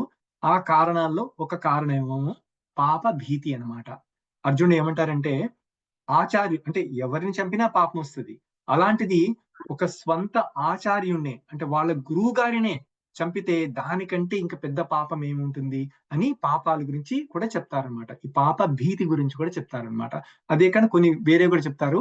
ఏం చెప్తారంటే ఈ యుద్ధంలో చాలా నాశనం అవుతుంది, ఎంతో మంది పెద్దలు చనిపోతారు. అప్పుడు మన సాంప్రదాయాలు కావచ్చు, ట్రెడిషన్స్ కావచ్చు, వీటన్నిటిని ముందుకు ఎవరు తీసుకెళ్ళగలుగుతారు, ఎలా తీసుకెళ్తారు, అలాంటి చాలా మంచి మంచి లాజికల్ పాయింట్స్ చెప్తారన్నమాట అర్జునుడు. సో అందులో ఇదొకటి అనమాట పాప భీతి. సో నరేష్ గారు చెప్తున్నట్టుగా ఆ పాప భీతిని కూడా ఇక్కడ భగవంతుడు అడ్రస్ చేశారన్నమాట. ఇక్కడ చెప్తున్నారన్నమాట ఏ విధంగా ఏ రకంగా దీని గురించి వర్రీ కావక్కర్లేదు, ఆందోళన చెందాల్సిన అవసరం లేదు అని చెప్తున్నారు అన్నమాట. బాగా చెప్పారు. సో కొంతమంది అడుగుతారండి చాలా అయ్యాక, మీరు భగవంతుణ్ణి చూసారా, లేదా భగవంతుణ్ణి నేను చూడదలుచుకున్నాను, ఎలా చూడాలి అని కొంతమంది అడుగుతుంటారనమాట. అంటే అది కూడా భక్తే, అది కూడా భక్తి యోగంలో, అది కూడా మంచి ప్రశ్ననే. సో అది కూడా ఉందా లేదా భగవద్గీతలో కొద్దిగా చూద్దాం. అంటే మరీ డీప్ గా చాలా చాలా చోట్ల కాకుండా 1-2 శ్లోకాలు చూద్దాం అనమాట. సో వన్ పాయింట్ నేను మన కాల్ ముందు హాఫ్ అన్ అవర్ ముందు నన్ను అదే క్వశ్చన్ అడిగారు. నేను పెద్ద అబ్బాయిని సాకర్ ప్రాక్టీస్ కోసం తీసుకెళ్ళాను. ఒక అతను, తను నాకు ఆల్మోస్ట్ 2 years నుంచి తెలుసు. సో నేను డివోటీ అని తెలుసు. తను ఆల్మోస్ట్ 2 years నుంచి అన్ని ఈ బుక్స్ చదువుతున్నాడు, ఆ బుక్స్ చదువుతున్నాడు, అన్ని బుక్స్ చదువుతున్నాడు. భగవంతుడు పాపం కనిపించట్లేదు. Okay okay. సో నన్ను నేను ఇంకా ఈ 2 years అయినా నేను చాలా డిటర్మిన్డ్ గా భక్తి మార్గాన్ని పాటిస్తున్నాను. ఈయన భగవంతుడిని చూసాడా, లేకపోతే ఈయన నటించే వ్యక్తి జస్ట్ నటన కోసమే భక్తి వాడుతున్నారా అని చెప్పేసి ఈ క్వశ్చన్ అడుగుతున్నాడు అన్నమాట. సో మనం ఈ విధంగా ఆన్సర్ చేయొచ్చు. మంచి ప్రశ్న. కానీ అదృష్టవశాత్తు అంటే దానికి సమాధానం కూడా భగవద్గీతలోనే ఉండాలి. మనం కొంచెం వెతకడం నేర్చుకుంటే, మనకు కాస్త నమ్మకం ఉంటే భగవద్గీతలోనే చాలా చాలా సమాధానం దొరికేస్తాయి మనకి. యాక్చువల్గా అన్ని సమాధానాలు దొరుకుతాయి. సో దానికి కూడా సమాధానం ఇక్కడ ఉంది. 11వ అధ్యాయం 53వ శ్లోకం ఏమంటారంటే, నాహం వేదాయ న తపసా న దానేన న చేజ్జయా సఖ్యా ఏవం విధో ద్రష్టుం దృష్ట్వాన్ అసి మాం యథా. ఇది 11వ అధ్యాయం అండి. సో అంటే చాలా మంది తెలిసి ఉంటుంది. 11వ అధ్యాయం అంటే విశ్వరూప సందర్శన యోగం అన్నమాట. సో భగవంతుడు తన విశ్వరూపాన్ని అర్జునుడికి చూపిస్తారనమాట. ఆయన రిక్వెస్ట్ చేసుకుంటే చూపించి చెప్తారనమాట, నువ్వు ఇప్పుడు ఏ రూపాన్ని అయితే చూస్తున్నావో, అంటే ఏ విశ్వరూపాన్ని అయితే చూస్తున్నావో అది ఎవరెవరు చూడగలుగుతారు, ఎవరెవరు చూడలేరు అని చెప్తున్నారనమాట. సో చాలా చాలా క్లుప్తంగా దీని అర్థాన్ని చూద్దామండి. ఏమంటారంటే, నాహం వేదాయ అంటే వేదాధ్యయనం, అంటే వేదాల్ని అధ్యయనం చేయడం ద్వారా గాని, లేదా నా తపస్సు ద్వారా గాని, దానం లేదా యజ్ఞాల ద్వారా గాని నువ్వు చూసిన ఈ విశ్వరూపాన్ని చూడడం సాధ్యం కాదు అని చెప్తున్నారనమాట. ఇన్ని మార్గాలు ఉన్నాయి, వీటన్నిటితో కూడా ఏమి ఉపయోగం ఉండదు అని కాదు, ఉపయోగం ఉంటుంది. కానీ నువ్వు చూసే ఇలాంటి అపురూపమైన సందర్శనం ఏదైతే ఉందో అది మాత్రము వాళ్ళకి సాధ్యం కాదు, అది మాత్రం వాళ్ళకి దొరకదు అని చెప్తున్నారనమాట. సో ఈ శ్లోకంలో కృష్ణుడు అర్జునుడికి ఈ అసాధారణ దర్శనం కేవలం సాధారణ సాధనాలు ఏవైతే ఉన్నాయో, అంటే వేద పఠనం కావచ్చు, యజ్ఞాలు చేయడం కావచ్చు, దానాలు చేయడం కావచ్చు, తపస్సులు చేయడం కావచ్చు, వీటి మాత్రం కాదు కదా. కేవలం దేని వల్ల వీలవుతుంది? కృప ఆర్ లేదా భక్తి ద్వారా మాత్రమే ఇది సాధ్యము అని వివరిస్తున్నారనమాట భగవంతుడు అక్కడ. నాహం వేద అంటే ఆల్రెడీ చూసాం కదా. యా, ఒకవేళ ఏమన్నా డౌట్స్ ఉంటే చెప్పండి, లేకపోతే ఇంకొక నెక్స్ట్ శ్లోకానికి వెళ్దాం. నెక్స్ట్ ఏమంటారు? నెక్స్ట్ శ్లోకాలు అనుకుంటా ప్రభుజీ. భక్త్యా లబ్ధస్త్వ భక్త్యా త్వ అనన్యస్య సఖ్యా. కరెక్ట్ ప్రభు. అవును, నెక్స్ట్ చూద్దాం. అదే 11.54 అగైన్ 11వ అధ్యాయం 54వ శ్లోకం. భక్త్యా త్వ అనన్యయా సఖ్య అహమేవం విధోర్జున జ్ఞాతుం ద్రష్టుం చ తత్వేన ప్రవేష్టుం చ పరంతప అని చెప్తున్నారు అనమాట. చాలా చాలా అద్భుతమైన శ్లోకం, బాగా గుర్తు చేశారండి. సో ఏమంటున్నారంటే ఇక్కడ, ఓ అర్జున, భక్త్యా త్వ అనన్య అంటే అనన్య భక్తి ద్వారా మాత్రమే నీవు నన్ను ఈ రూపంలో, అంటే విశ్వరూపం కావచ్చు, లేదా అతి మనోహరమైన శ్యామసుందరి స్వరూపం కావచ్చు, అప్పుడు అది అనన్య భక్తితో మాత్రమే చూడగలుగుతావు. అప్పుడు మాత్రమే నన్ను పూర్తిగా తెలుసుకోగలుగుతావు మరియు నా తత్వంలో ప్రవేశించగలుగుతావు అని చెప్తున్నారనమాట. సో అది కూడా ఉందండి. సో చాలా చాలా చోట్ల ఉన్నాయి, చాలా చాలా మంచి మంచి శ్లోకాలు ఉన్నాయి. ఇవి కేవలం కొన్ని ఎగ్జాంపుల్స్ మాత్రమే. భక్త్యాతు అనన్యయ అంటే అనన్య భక్తి. అనన్య అంటే ఏంటండి? ఎవరైనా చెప్తారా?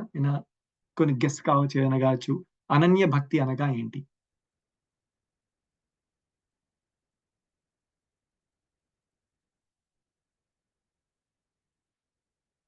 ఓకే, యాక్చువల్గా ఈ పదం అందరికీ తెలిసిందే అండి. యాక్చువల్గా కావాలంటే నిరూపిస్తాను కూడా మీకు.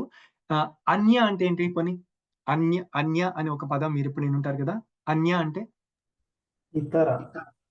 ఇతర. అన్యులు అంటే వేరే వాళ్ళు, ఇతరులు అని అర్థం అనమాట. అనన్య అంటే దానికి ఆపోజిట్ అనమాట. వేరేదేమీ లేకుండా కేవలం ఏకాగ్రత, భక్తి, విశ్వాసం కేవలం భక్తి మీదే పెట్టడాన్ని అనన్య భక్తి అంటారనమాట.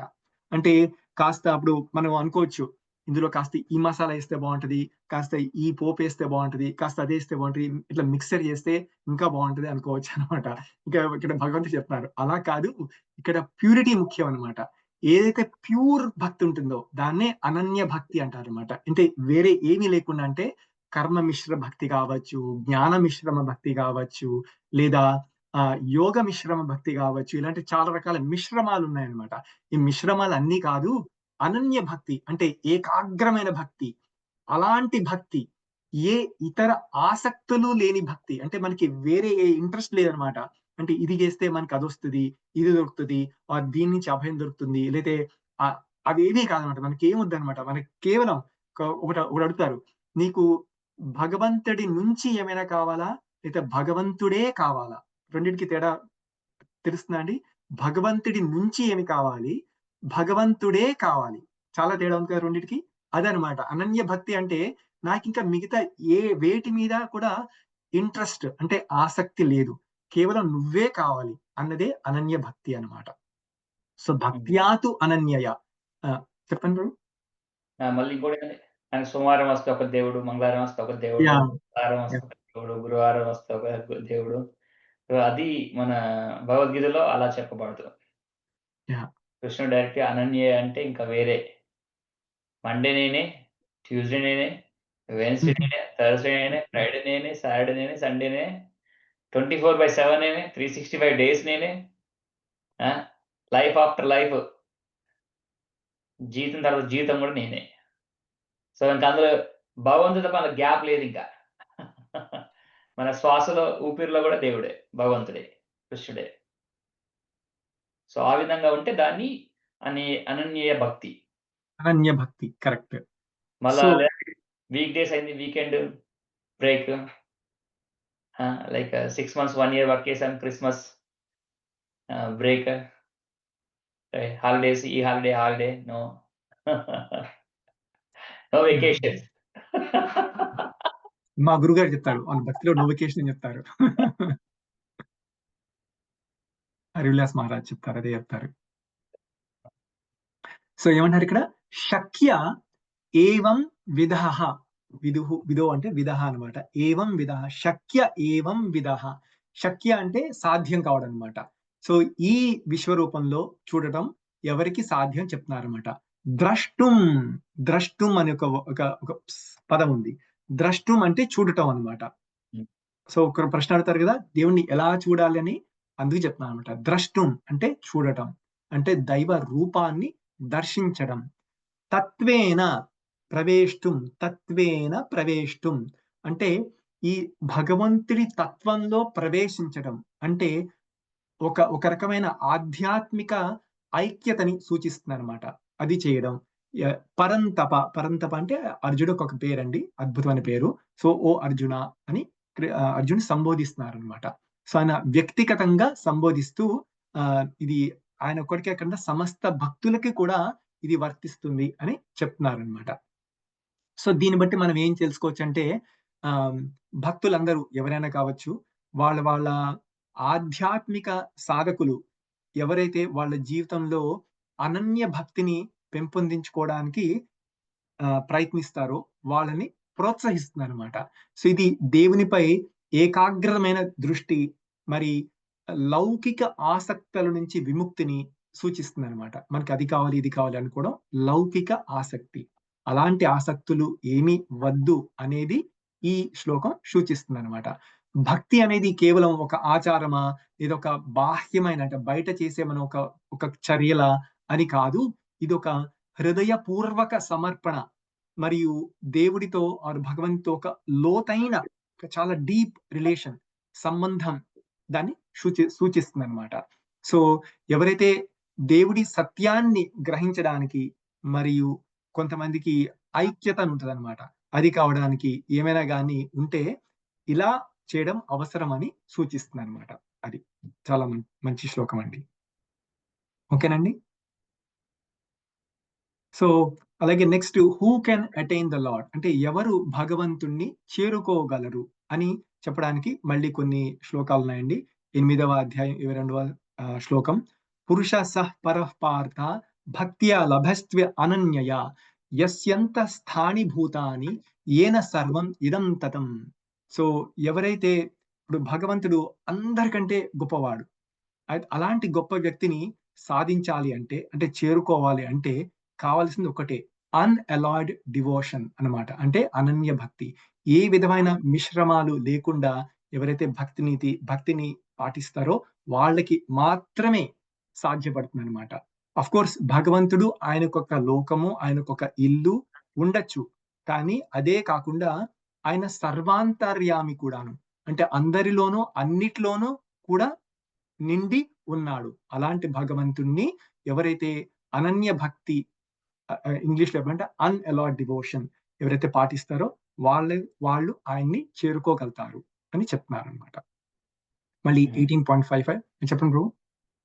యా, మల్టిపుల్ ప్లేసెస్ లో భగవంతుడు ఇది క్లియర్ చేస్తున్నారు. సో భక్త్యా మాం అభిజానాతి యావన్ యశ్చాస్మి తత్వతః తతో మాం తత్వతతో జ్ఞాత్వా విశతే తద్ అనంతరం.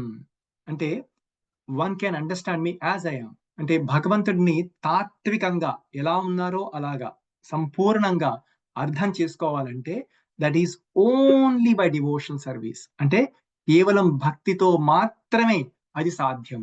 And when one is in full consciousness of me, by such devotion he can enter in to Kingdom of God. ఎవరికైతే అలాంటి పూర్తి విశ్వాసం ఉంటుందో, ఎవరైతే పూర్తిగా కృష్ణ చైతన్యంలో ఉంటారో వాళ్ళకి మాత్రమే భగవంతుడి రాజ్యంలోకి, అంటే గోలోక బృందావనంలోకి కానీ వైకుంఠంలో కానీ ప్రవేశించే అర్హత దొరుకుతుంది అని చెప్తున్నారు అనమాట. అది మరి ఎక్కువ టైం స్పెండ్ చేసుకోలేరు. ఓకేనా, మీకు వెళ్తున్నాను. ఎవరికైనా సందేహాలు ఉంటే అడగండి, ఏమైనా ప్రశ్నలు ఉంటే అడగచ్చు. ఇది లాస్ట్ శ్లోకం అనుకుందాము. దీని తర్వాత నెక్స్ట్ మనం మాట్లాడుకునేది ఏంటంటే ఈ భక్తి గురించి చాలా గొప్పది అని విన్నాము, చూసాము. అయితే ఈ భక్తిని ఎలా ఆచరించవచ్చు అని చూస్తామండి ఈ ఒక్క శ్లోకం తర్వాత. ఓకేనండి. స ఏవాయం మయా తేద్య యోగః ప్రోక్తః పురాతనః భక్తోసి మే సఖా చేతి రహస్యం హేతదుత్తమం. That very ancient science of the relationship with the Supreme is today told by me to you, because you are my devotee as well as my friend, and can therefore understand the transcendental mystery of this science. అంటే చాలా చాలా చోట్ల వినుంటారు కదండి, ఈ భక్తి అనేది చాలా చాలా ఏమంటారు గూఢమైనది, నిగూఢమైనది అన్నమాట. ఇలాంటి నిగూఢమైన విషయాన్ని ఈ రోజు నీకు ఎందుకు చెప్తున్నాను అంటే, ఎందుకయ్యా అంటే కేవలం నువ్వు నా భక్తుడి కాబట్టి. ఇలాగ ఇంకొక క్వాలిఫికేషన్ కూడా చెప్తారు భగవానుడు, అనసూయవే అంటారనమాట. ఎవరికైతే అసూయ లేదో, ఎవరైతే భక్తుడో, ఎవరికైతే భగవంతుడంటే ప్రీతి ఉంటుందో వాళ్ళకి మాత్రమే ఇలాంటి ఒక సుప్రీం సీక్రెట్ అన్నమాట. అంటే అద్భుతమైన గుహ్యమైన, యాక్చువల్ గుహ్యతర గుహ్యతమ అని చాలా పదాలు ఉన్నాయి. మీరు ఎప్పుడైతే భగవద్గీత చదువుకుంటారో అప్పుడు ఇంకా చదువుకోగలుగుతారు. ఇలాంటి గుహ్యతమమైన విషయాన్ని ఈరోజు నీకు చెప్తున్నాను అని భగవంతుడు చెప్తున్నారు అనమాట. సో ఇవన్నీ భక్తి లేదా భక్తుడి యొక్క ప్రాధాన్యతని సూచిస్తూ ఇలాంటి మంచి మంచి శ్లోకాలు ఇంకా చాలా ఉన్నాయి. ఇవి కొన్ని మచ్చుకు అనుకోండి. సో ప్రస్తుతం వరకు ఏమైనా సందేహాలు, ప్రశ్నలు ఉన్నాయండి? సో నెక్స్ట్, ఏ రకంగా మనం భక్తులు కావచ్చు, ఏ రకంగా మనము భగవంతుడికి సమర్పించుకోవచ్చు అనేది నెక్స్ట్ కొన్ని స్లైడ్స్ లో చూద్దాం. తొందరగానే చెప్తాము, మరి ఎక్కువ డీటెయిల్డ్ గా కాకుండా తొందరగానే చెప్తాం. ఓకేనండి? ఓకే. సో నెక్స్ట్ టాపిక్ ఏంటంటే భక్తి అంటున్నాము. ఈ భక్తిని ఎలా ఆచరించవచ్చు? ఒకటే రకంగా ఉందా? రకరకాల విధానాలు ఉన్నాయా? ఎలా చేయొచ్చు? ఎలా భగవంతుడికి సమర్పించుకోవచ్చు అని ఉందన్నమాట. ఒకటేమో గ్రాడ్యువల్ గా ఒక మెట్టు మించి ఇంకొక మెట్టు మీదకి వెళ్ళడం అనమాట. దాన్ని గ్రాడ్యువల్ ప్రాసెస్ అంటారు. కానీ భగవంతుడు ఏం చెప్తారంటే దాన్ని బహూనాం జన్మనాం అంతే జ్ఞానవాన్ మాం ప్రపద్యతే అని ఒక మంచి శ్లోకం ఉంది. బహునాం జన్మనాం అంటే ఇలా చేయడానికి కొన్ని జన్మలు పట్టొచ్చు. బహునాం జన్మనాం, చాలా చాలా జన్మలు పట్టొచ్చు. ఏ రకంగా? ఇలా ఒక్కొక్క స్టెప్, ఒక్కొక్క మెట్టు ఎక్కుంటా. అంటే ఫస్ట్ సకామ కర్మ యోగ చేసుకుంటాను, ఆ తర్వాత నిష్కామ కర్మకి కొంచెం ఏమంటారు ప్రమోషన్ తెచ్చుకుంటాను, ఆ తర్వాత జ్ఞానయోగం చేస్తాను, అవన్నీ చేసిన తర్వాత ధ్యాన యోగం, మైండ్ కంట్రోల్ చేయడం అన్ని చేసి లాస్ట్ కి మంచి అద్భుతమైన భక్తి యోగం చేస్తాను. అంటే తప్పేం లేదు, చేయొచ్చు, అది కూడా ఒక మార్గమే. కానీ దానికి ప్రాబ్లం ఏంటంటే బహునాం జన్మనాం అంటే దానికి కొన్ని జన్మలు పట్టొచ్చు అనమాట. ఓకే, సో అది ఒక మెథడు. మరి ఇంకొక మెథడ్ ఏంటి అంటే, మీరు ఎప్పుడైనా చూసే ఉంటారు, వెళ్ళుంటారు కదా, ఎప్పుడైనా షాపింగ్ మాల్ కి వెళ్ళొచ్చు, పెద్ద పెద్ద సినిమా హాల్స్ కి వెళ్ళొచ్చు. అప్పుడు ఏదైనా మెట్లైనా ఎక్కి వెళ్ళొచ్చు, లేదా ఇంకేం చేయొచ్చండి, ఎలివేటర్ ఆర్ కొంతమంది ఎస్కలేటర్ అంటారు. పోనీ ఎస్కలేటర్ అని ఎక్కచ్చు, ఎలివేటర్ గానీ ఎస్కలేటర్ గానీ ఎక్కితే త్వరగా చేరుకోగలుగుతారు అనమాట మనకు కావాల్సిన గమ్యాన్ని. అది కాకుండా మధ్యలోనే ఆయాసం వచ్చి పడిపోవచ్చు, బీపీ పెరిగిపోవచ్చు, ఇంకోటి కావచ్చు, ఏదైనా కావచ్చు, లో బీపీ రావచ్చు. ఇవేమీ లేకుండా చక్కగా సేఫ్ గా చేరుకోవాలంటే అది ఎలివేటర్ లేదా లిఫ్ట్ ఆర్ ఎస్కలేటర్ తీసుకోవాలన్నమాట. అదేమిటి? అదే భక్తి లేదా మన రివైవింగ్ ద లాస్ట్ లవ్. అంటే భక్తి అనేది కొత్తగా ఏదో మనం కనిపెట్టింది ఏం కాదనమాట. మనకు ఆల్రెడీ ఆ ప్రేమ ఉంది, కానీ దాన్ని మర్చిపోయాం అనమాట. ఆ మర్చిపోయిన ప్రేమని మళ్ళీ పునరుజ్జీవనం చేసుకోవడమే ఈ భక్తి మార్గము. దాన్ని ఎన్ని రకాలుగా చేయొచ్చు, మరి చాలా రకాలుగా చేయొచ్చు, మన శాస్త్రాల్లోనే చెప్పబడింది అనమాట. సో ఇక్కడ మనం చక్కటి ఒక మంచి కాన్సెప్ట్ చూస్తామండి, నవవిధ భక్తులు అన్నమాట. అంటే 9 రకాలుగా ఈ భక్తిని అంటూ మనం ఆచరించవచ్చు అనమాట. అది క్విక్ గా చూద్దాం. అందరు రెడీనా అండి? ఒకటి, ఫస్ట్ ఇది శ్రవణం. శ్రవణం అంటే వినడం అంటే నేను రోజు లేవగానే రేడియో పెట్టుకుంటాను, టీవీ పెడతాను, న్యూస్ వస్తుంది, పాటలు వస్తాయి, డిస్కోలు వస్తాయి, అవి కూడా వినడమే, కాదంటలేదు. కానీ అది కాదనమాట వినడం అంటే. ఎవరైతే భగవంతుడి గురించి, భగవంతుడి నామాల గురించి, భగవంతుడి లీలల గురించి వింటారో, ఆయన గురించి గుణగణాల గురించి వింటారో దాన్ని శ్రవణం అంటారనమాట. అఫ్ కోర్స్ మీరు అదే చేస్తున్నారు, మనం ప్రతి వారము కలుస్తున్నాం కదా, దీన్ని కూడా శ్రవణమే అంటాం అనమాట. సో ఆల్రెడీ చేస్తున్నాం ఇది. సో శ్రవణం చేస్తే ఏమవుతుంది అంటే, శ్రవణం చేయడం ద్వారా మన శ్రద్ధ, మనకున్న నమ్మకం అది పెరుగుతుంది అనమాట. అంతేకాకుండా మనకి ఎక్కడ ఎవరికి చెందని, అంటే మనకంటూ ఒక మాస్టర్, అంటే ఒక యజమాని, ఒక తండ్రి లేకుండా ఉండిపోయామే అన్న ఒక బాధని వాటన్నిటిని కూడా తీర్చేస్తుంది అనమాట. సో మనకి భగవంతుడే తల్లి, తండ్రి, స్నేహితుడు, గురువు అన్నీను అనమాట. ఆయనే మనల్ని అందరికంటే బాగా ప్రేమించగలుగుతారు. అలాంటి అతని మీద ఆ నమ్మకాన్ని పెరుగుతుంది అనమాట. అంతేకాకుండా మన పాస్ట్ లో ఏదైనా కావచ్చు, అంటే మనకి తెలిసి మనకి తెలియక ఈ జన్మలోనో ఎన్నో జన్మల్లోనో ఎన్నో చేసిన పాపాలు కావచ్చు, కర్మలు కావచ్చు, బంధాలు కావచ్చు, ఏమైనా గాని, ఏమున్నా గాని ఏది కూడా ప్రతిబంధకం కాదనమాట. భక్తిని గనక ఆచరించదలుచుకుంటే, అది కూడా స్పెషల్లీ లిసనింగ్, హియరింగ్, శ్రవణము ద్వారా చేయదలుచుకుంటే, అప్పుడు ఏదైతే ఏ ప్రాబ్లం ఉండదన్నమాట. దీని ద్వారా మన అందరికీ ఉన్న ఆల్రెడీ మనకి భక్తి ఉందన్నమాట. మనకి ఆ రిలేషన్ ఉంది భగవంతుడితో. కొత్తగా కొత్త రిలేషన్ ఏదో పెంపొందించుకోవాలి ఏం కాదు. అది ఆల్రెడీ ఉంది. అది ఆల్రెడీ వస్తుందన్నమాట. ఆ తర్వాత ఆయన గురించిన కథలు, ఆయన గురించిన శాస్త్రాలు, ఆయన వాక్కే అంత అద్భుతంగా ఉంటే, అది చెప్పిన భగవంతుడు ఇంకెంత అద్భుతంగా ఉంటాడు అని మనకు ఆలోచన కలుగుతుంది కదా. అలా తెలుస్తుంది అనమాట. కానీ కొంతమంది అడగచ్చు, సరే మీరు అంటున్నారు భగవంతుడు చాలా ఆకర్షణ కలిగి ఉన్నవాడు, అయినా గాని నాకెందుకు ఆ ఆకర్షణ కలగట్లేదు. ఇందాక ఎవరు అడిగారంట కదా నరేష్ ప్రభుని, ఎప్పటి నుంచో నేను పుస్తకాలు చదువుతున్నాను, అవి చేస్తున్నాను, అయినా కానీ నాకు భగవంతుడు దర్శనం కాలేదు. దర్శనం సంగతి ఏమో గాని కనీసం భగవంతుడన్న ఆసక్తి కూడా మనకి కలగట్లేదు అని కొంతమంది అంటారు. దానికి కూడా ఒక మంచి సమాధానం ఉంది. ఎవరైనా చెప్తారండి? రమేష్ గారు ట్రై చేస్తారా? కృష్ణ అంటేనే ఆకర్షణ కదా. అంటే కృష్ణ అంటేనే ఆకర్షణ. కృష్ణుడి గురించిన భగవద్గీత కావచ్చు, ఇంకోటి కావచ్చు, వీటన్నిటి గురించి కూడా అంటే కొంచెం అసలు ఆసక్తి లేదని కాదు, ఆసక్తి ఉంది. కానీ అంత మంచి ఆకర్షణ అయితే లేదు. ఎందుకని లేదు? Because we still attached to the material body. Correct. Yeah. ఒక మంచి ఎగ్జాంపుల్ చెప్తాము. సామాన్యంగా ఆకర్షణ అంటే మన భౌతిక ప్రపంచంలో ఎలాగంటే, ఒక అయస్కాంతం ఉంది, ఒక ఇనుప ముక్క ఉంది. ఇనుప ముక్క పెట్టగానే టక్కన అతుక్కుంటది అనమాట, చక్కగా అతుక్కుంటది. అలాగే మనం కూడా అతుక్కోవాలి, కానీ అతుక్కోవట్లేదు. ఎందుకనంటే ఒక్కొక్కసారి ఆ ఇనుప ముక్క చుట్టూ తుప్పు పట్టి ఉండొచ్చు. అవునా? రస్ట్ అంటాం ఇంగ్లీష్ లో. ఆ రస్ట్ వలన మనకి ఆ అట్రాక్షన్, అంటే మనకి న్యాచురల్ గా మనం మెటలే, అంటే మనకి అట్రాక్షన్ ఉంది, అతుక్కోవాలి, కానీ కావట్లేదు. ఎందుకంటే రమేష్ గారు చెప్పినట్టే మనకి ఈ లాలసత ఉందన్నమాట. మనకి ప్రపంచ విషయాల మీద, అంటే లస్ట్, గ్రీడ్, యాంగర్, అంటే కామ, క్రోధ, లోభ, మోహ, మద, మాత్సర్యం, ఇవన్నీ ఉన్నాయి చూసారా. ఇవన్నీ ఒక తుప్పులాగా యాక్ట్ చేస్తున్నాయి అన్నమాట. వాటి వలన మనం అతుక్కోలేకపోతున్నాం.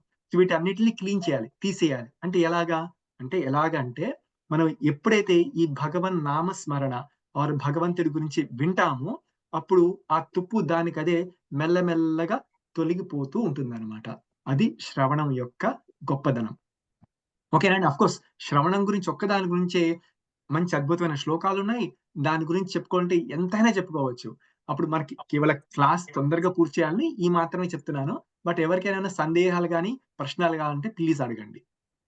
ప్రభుజీ మీకు 4 minutes ఉన్నాయి అంతే. అంతేనా? ఓకే, ఫాస్ట్ చెప్తా. నెక్స్ట్ కీర్తనం అండి. కీర్తనం అంటే సపోజ్ మనం ఏదైనా ఒక మంచి సినిమా చూసామనుకోండి, బాగా నచ్చింది అనుకోండి, మనం ఉండలేమన్నమాట. మన సినిమా గురించి నలుగురు చెప్తాం, నలుగురు వాళ్ళకు కూడా పోయి సినిమా చూడాలనిపిస్తుంది అనమాట.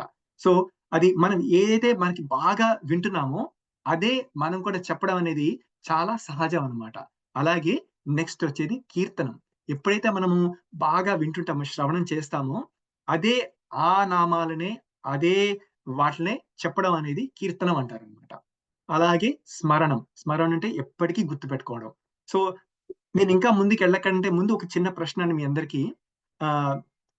మీకు తెలిసిన వాళ్ళలో గాని, లేదా పురాణాల్లో ఉన్న వాళ్ళు గాని, శాస్త్రాల్లో చెప్పబడింది గాని, ఎవరైనా కేవలం వినికిడితో మాత్రమే, అంటే భగవంతుడి ఆయన లీలలు కావచ్చు, అది విని మాత్రమే ఫుల్ పర్ఫెక్షన్ అంటే ముక్తినే చేరుకున్నారనమాట. అలాంటి వ్యక్తి ఎవరు ఉన్నారని తెలుసా ఎవరన్నా?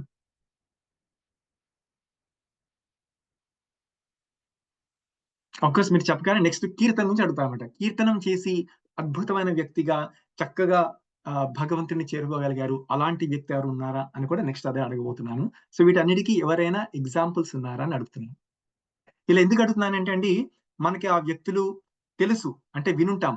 సో అప్పుడు నెక్స్ట్ ఇప్పుడు కేవలం ఒక్క లైన్ మాత్రం చూస్తున్నాం కదా, నెక్స్ట్ ఎగ్జాంపుల్ తెలుసుకున్నాం అనుకోండి, ఆ వ్యక్తి గురించి ఇంకొంచెం తెలుసుకుంటే అప్పుడు మనకి ఇంకొంచెం అవగతం అవుతుంది అనమాట. ఏ రకంగా మనం భగవంతుని చేరుకోవచ్చు, ఏ రకంగా భక్తిని మనము ప్రాక్టీస్ చేయొచ్చు అనేది మనకు తెలుస్తుంది, ఇంకా బాగా తెలుస్తుంది. ఒక ఎగ్జాంపుల్ ఉందనుకోండి బాగా తెలుస్తుంది అనమాట.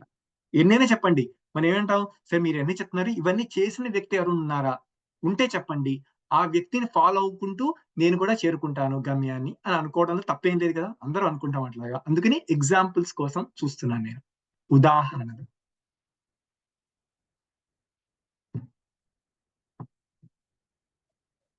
సో కొన్ని క్లూలు ఇస్తాను. ఈ వ్యక్తి ఎలాగంటే కేవలం 7 రోజుల్లో చనిపోతాడు అని తెలిసిందనమాట. శాపవశాత్తు శాపం దొరుకుతుంది అనమాట ఆయనకి, 7 రోజులు చనిపోతావు అనమాట. అప్పుడు ఆయన అనుకుంటారు, తనకు 7 రోజులు మాత్రమే ఉంది నాకు టైం, అంతకంటే లేదు, ఒక్క క్షణం ఎక్కువ లేదు, ఒక రోజు ఎక్కువ లేదు, ఏం చేసినా కుదరదు. ఈ 7 రోజుల్లోనే నేను ఏం చేయగలుగుతాను, ఏమి చేస్తే భగవంతుని చేరుకుంటాను అని చేశారనమాట ఆయన. అప్పుడు ఆయన పుణ్యం వల్లనే మనకి శ్రీమద్ భాగవతం దొరికిందనమాట. సో ఆ వ్యక్తి పరీక్షిత్ మహారాజు. ఆ పరీక్షిత్ మహారాజు కేవలం వినడంతో లాస్ట్ 7 days, చివరి 7 రోజులు ఆయన జీవితంలో కేవలం భాగవతం వినడం ద్వారా మాత్రమే ఆయన చక్కగా ముక్తిని పొందగలిగారు అనమాట. అది. సో ఆయనకి చెప్పిన ఆయన ఎవరు, ఆయనకి భాగవతాన్ని చెప్పింది ఎవరు? శుకదేవ గోస్వామి. సో శుకదేవ గోస్వామి కీర్తనకి ఎగ్జాంపుల్ అనమాట. కేవలం కీర్తనం ద్వారా పర్ఫెక్షన్ ని సాధించిన వ్యక్తి ఎవరు అంటే ఆయన అనమాట. నెక్స్ట్ స్మరణం. స్మరణం అంటే సో మనం ఏదైతే ఎప్పుడు వింటుంటామో, ఏదైతే ఎప్పుడు చెప్తా ఉంటామో, మాట్లాడుతుంటామో, అదే మన మనసుల్లో, మన బుర్రల్లో ఉంటదన్నమాట. అదే మనకి గుర్తు ఉంటుందన్నమాట. సో కాబట్టి ఎప్పుడు గుర్తు చేసుకోవడం అనేది చాలా ముఖ్యం అన్నమాట. అందుకని దేవుని ఎప్పుడు గుర్తు చేసుకుంటూ ఉండాలన్నమాట. మళ్ళీ అగైన్ ఎవరైనా ఎగ్జాంపుల్ ఉన్నారండి? అంటే చాలా మంది ఉన్నారు. నేను అనుకున్న ఎగ్జాంపుల్ కి కొన్ని క్లూస్ ఇస్తాను. ఆ క్లూస్ ప్రకారం మీరు పడతారేమో చూద్దాం. సో ఈ వ్యక్తి ఎలాగంటే మనం ఇదివరకు చూసాం కదండి, నేను చూసాము. ఇది భక్తి ఆచరించాలంటే ఏజ్ అంటే మన వయస్సు అనేది ఒక పెద్ద క్రైటీరియా కాదు. చిన్నవాళ్ళనే చేయొచ్చు, పెద్దవాళ్ళనే చేయొచ్చు, ముసలి వాళ్ళైనా చేయొచ్చు, మధ్య వయస్కులైనా చేయొచ్చు, ఎవరైనా చేయొచ్చు అని చెప్పుకున్నాం కదా. అలాగే ఈ వ్యక్తి ఒక చిన్న బాలుడు అనమాట. ఆయనకి ఎంతో టెన్షన్స్ అనమాట. చిన్నప్పటి నుంచి కొన్ని క్రూరమైన పనిష్మెంట్స్ కి గురి చేస్తారన్నమాట వాళ్ళ తండ్రే. అయినా కానీ ఆయన భగవంతుని మాత్రం ఎప్పుడూ మర్చిపోడనమాట. సార్ ఒక పెద్ద కొండ మీదకి తీసుకెళ్లి కింద పారేస్తారు. కింద పారేస్తే ఆయనకి ఏ మాత్రం టెన్షన్ అనమాట, ఏ మాత్రం భయం లేదు, ఏమీ లేదు, భీతి లేదనమాట. చక్కగా అప్పుడు భూదేవే ఒక మంచి లష్ గ్రీన్ ఒక కార్పెట్ లాగా పరిచి ఆయన పట్టుకుంటది అనమాట. ఏనుగుల చేత తొక్కిస్తారు, ఏమీ కాదు. ఎంత సరిపోవట్లేదు అని చెప్పి ఆయనకి పాలల్లో విషం కల్పిస్తారనమాట, విషాన్ని ఇచ్చి తాగిస్తారనమాట. అయినా ఆయన ఆ వ్యక్తికి ఒక చిన్న బాలుడు, ఒక చిన్న అబ్బాయి, ఎవరైండొచ్చు? శిశుపాలుడా? ప్రహ్లాదుడు. ఇంట్రెస్టింగ్ అంటే ప్రహ్లాదుడు యాక్చువల్ గా రాక్షసుడు అనమాట. అంటే ఒక రాక్షస వంశంలో పుట్టినవాడు, హిరణ్యకశిపుడి కొడుకు. అయినా గాని ఆయన కేవలం స్మరణం ద్వారా భగవంతుని ప్రసన్నం చేసుకోవడమే కాక, భగవంతుడు కేవలం ప్రహ్లాదుని రక్షించడం కోసం మాత్రమే ఒక స్తంభం నుంచి అద్భుతమైన ఆకారంతో వెలువడ్డారు. మీకు అందరికి తెలుసు ఆ అవతారం ప్రాశస్త్యం గురించి అందరికి తెలుసు. అద్భుతమైన స్టోరీ, చాలా చాలా చాలా బ్యూటిఫుల్. అది ప్రహ్లాద్ మహారాజ్. కరెక్ట్ అండి. సో నెక్స్ట్ స్మరణం, ఆ తర్వాత పాద సేవనం అంటే భగవంతుడి పాదాలని ఒత్తడం, ఎప్పుడు సర్వదా ఒత్తుతూ ఉండేవాళ్ళు. ఎవరన్నా తెలుసా మీకు వాళ్ళు అలాంటి ఎవరన్నా? సామాన్యంగా ఎవరండి? హనుమంతుడు. అంటే హనుమంతుడి గురించి కూడా ఒక ఎగ్జాంపుల్ వస్తుంది. సో ఇలాంటి వేటికి ఏంటంటే ఎగ్జాంపుల్స్ కి ఒకటి తప్పు ఒకటి రైట్ అని కాదు, చాలా మంది ఉండొచ్చు. బట్ నేను చెప్పానంటే చాలా మంది పోస్టర్స్ కానీ, ఫోటోలు కానీ, క్యాలెండర్స్ కానీ చూసుంటారు. ఎలాగంటే భగవంతుడు శ్రీ మహావిష్ణువు నారాయణుడు ఆదిశేషుని పడుకుని ఉండగా ఆయనకి సర్వదా ఆయన పాద సేవ చేసుకునేది Lakshmidevi. Correct. So Lakshmidevi. So actual గా హనుమంతుడు అన్నారు, హనుమంతుడు అన్నిట్లోనూ వస్తారు, బట్ ఆయన గురించి కూడా ఒక స్పెషల్ గా కూడా వాళ్ళు చెప్పుకుంటాము, ఒక మార్గం వస్తుంది, అది కూడా చూద్దాం. సో అది పాద సేవనం. ఇంకొకటి అర్చనం, అంటే వర్షిప్. అంటే అర్చన అంటే కొంతమంది అనుకోవచ్చు, అంటే ఒక అగరబత్తి వెలిగించాలి, ఇలా ఎలా సర్కిల్ తిప్పాలి, ఒక దీపం వెలిగించాలి, ఇలా ఎలా తిప్పాలి, ఒక పూలు ఉంటాయి ఇక్కడ నుంచి అలా పడేయాలి, అది కాదన్నమాట అర్చన అంటే. అవన్నీ కరెక్టే, బట్ వాటన్నిటిని రిచువల్స్ అంటారనమాట. అంటే కేవలం పైకి చూపించడం మాత్రమే. అది కాకుండా ఎవరైతే భావపూర్వకంగా, కృతజ్ఞతాపూర్వకంగా ఎవరైతే చేస్తారో వాళ్ళు, అది మాత్రమే అర్చన అంటారనమాట. సో అర్చన నుంచి మీకు పెద్ద అంటే ఈ ఎగ్జాంపుల్ నుంచి మీకు పెద్ద తెలిసి ఉండకపోవచ్చు, బట్ శ్రీమద్ భాగవతంలో ఆయన వృత్తాంతం వస్తుందండి. యాక్చువల్ నిన్న కొద్దిగా వచ్చింది, నరేష్ గారు చెప్పారు. ఎలాగంటే నిన్న మన శివి చక్రవర్తి గురించి చాలా చాలా గొప్ప రాజులు ఉన్నారని చెప్పుకున్నాము. అలాగే ఒక అద్భుతమైన రాజు పృథు చక్రవర్తి, పృథు మహారాజ్ అన్నమాట. సో ఆయన అర్చన ద్వారా ఆయన చక్కగా భగవంతుడి సేవ చేసుకుంటూ పరిపాలిస్తాడు కాబట్టి సుభిక్షంగా ఉంటుంది అనమాట ఆయన రాజ్యం, అద్భుతంగా వచ్చేస్తారనమాట. సో ఆయనకి దానికి మంచి అర్చనానికి అలాంటి వాటికి ఎగ్జాంపుల్ పృథు మహారాజ్, గుర్తుంచుకోండి. ఇంకో నెక్స్ట్ దాస్యం. దాస్యం అంటే దాస్యమే, దాస్యం చేయడమే అనమాట. సో దీనికి బెస్ట్ ఎగ్జాంపుల్ ఎవరండి? హనుమంతుడు. హనుమంతుడు అద్భుతమైన దాస్యం. అంటే వేరే లేవా అంటే వేరే కూడా ఉన్నారు, కానీ దాస్యం అంటే ఫస్ట్ హనుమంతుడే అనమాట. అంతకంటే మించిన వాళ్ళు ఎవరు లేరు. అదే కాక మీరు చాలా మంది చూసుండొచ్చు, వినుండొచ్చు, ఇస్కాన్ లో ఎవరైతే దీక్ష తీసుకుంటారో వాళ్ళ పేర్లు సామాన్యంగా దాస్ అని ఎండ్ అవుతాయి అనమాట. లేడీస్ అయితే దేవిదాసి అని, అబ్బాయిలు అయితే వాళ్ళందరికీ దాస్ అని. అలాగా మీకు ఎవరు తెలుసండి పేరు? నరహరి సారీ నిత్య హరిప్రియదాస్ అనే వ్యక్తి, చాలా అద్భుతమైన వ్యక్తి. మీకు తెలుసా ఆయన ఎవరు? మీ అందరికి తెలుసు యాక్చువల్ గా, కాకపోతే ఆయన పేరు అది తెలిసి ఉండకపోవచ్చు. నరేష్ ప్రభు అన్నమాట. నరేష్ ప్రభు ఆయన ఎప్పుడైతే దీక్ష తీసుకున్నారో గురువు గారు ఆయనకి ఇచ్చిన పేరు అదనమాట, అద్భుతమైన పేరు. కానీ ఒకటి కామన్ ఏంటంటే గురువు గారు ఎవరికి ఏ పేరు ఇచ్చినా గానీ చివర మాత్రం దాస్ అని మాత్రమే ఉంటది అనమాట.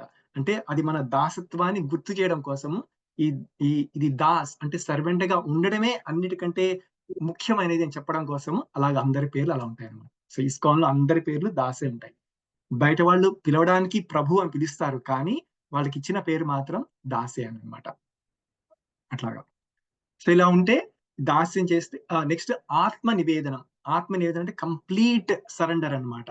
అంటే సో ఒక అశక్తతతో, అంటే నాకు ఇంకెవ్వరు లేరు, నువ్వే తండ్రి, నువ్వే తల్లివి అని ఎవరైతే హరే కృష్ణ అని ప్రార్థిస్తారో అప్పుడు అమ్మ మనల్ని తండ్రి దగ్గరికి ఏ విధంగా అయితే తీసుకువెళ్తుందో ఆ రకంగా ఈ ఆత్మ నివేదనం అనేది వర్క్ అవుతుంది అనమాట. ఇందాక మనం మార్జాల న్యాయం చూసాం కదండి. అప్పుడు భగవంతుడు మనల్ని ఒక తల్లి పిల్లిలాగా మనల్ని తీసుకుని మన చేతిలో మన భారాన్ని ఆయన తీసుకుని ముందుకు నడిపిస్తారన్నమాట. ఎగ్జాంపుల్ చూసాం కదా. అలాగా ఏ రకంగా అయితే అర్జునుడికి రథ సారథిగా ఉండి కురుక్షేత్రంలో ఎలాంటి ఆటంకాలు వచ్చినా వాటన్నిటిని దాటుకుని ముందుకి ఎలా అయితే తీసుకెళ్లాడో భగవంతుడు, ఆ రకంగా మనల్ని కూడా తీసుకువెళ్తాడు ఎప్పుడైతే మనము ఆత్మ నివేదన చేసుకుంటాము. సో ఇందాక కూడా మిస్ అయ్యటం సఖ్యం. సఖ్యం అంటే ఫ్రెండ్షిప్ అండి. సఖ్యం అంటే ఎవరు గుర్తొస్తారండి? అద్భుతమైన ఫ్రెండ్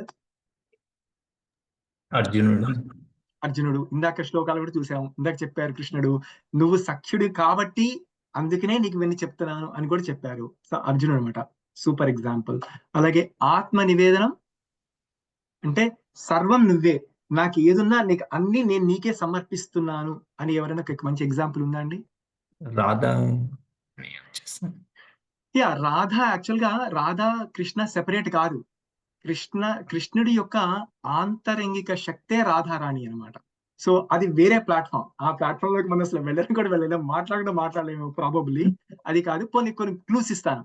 సో ఎలాగంటే ఈ వ్యక్తి ఉన్నాడండి, చాలా అద్భుతమైన, చాలా పవర్ఫుల్ కింగ్ అనమాట, రాజ్ అనమాట.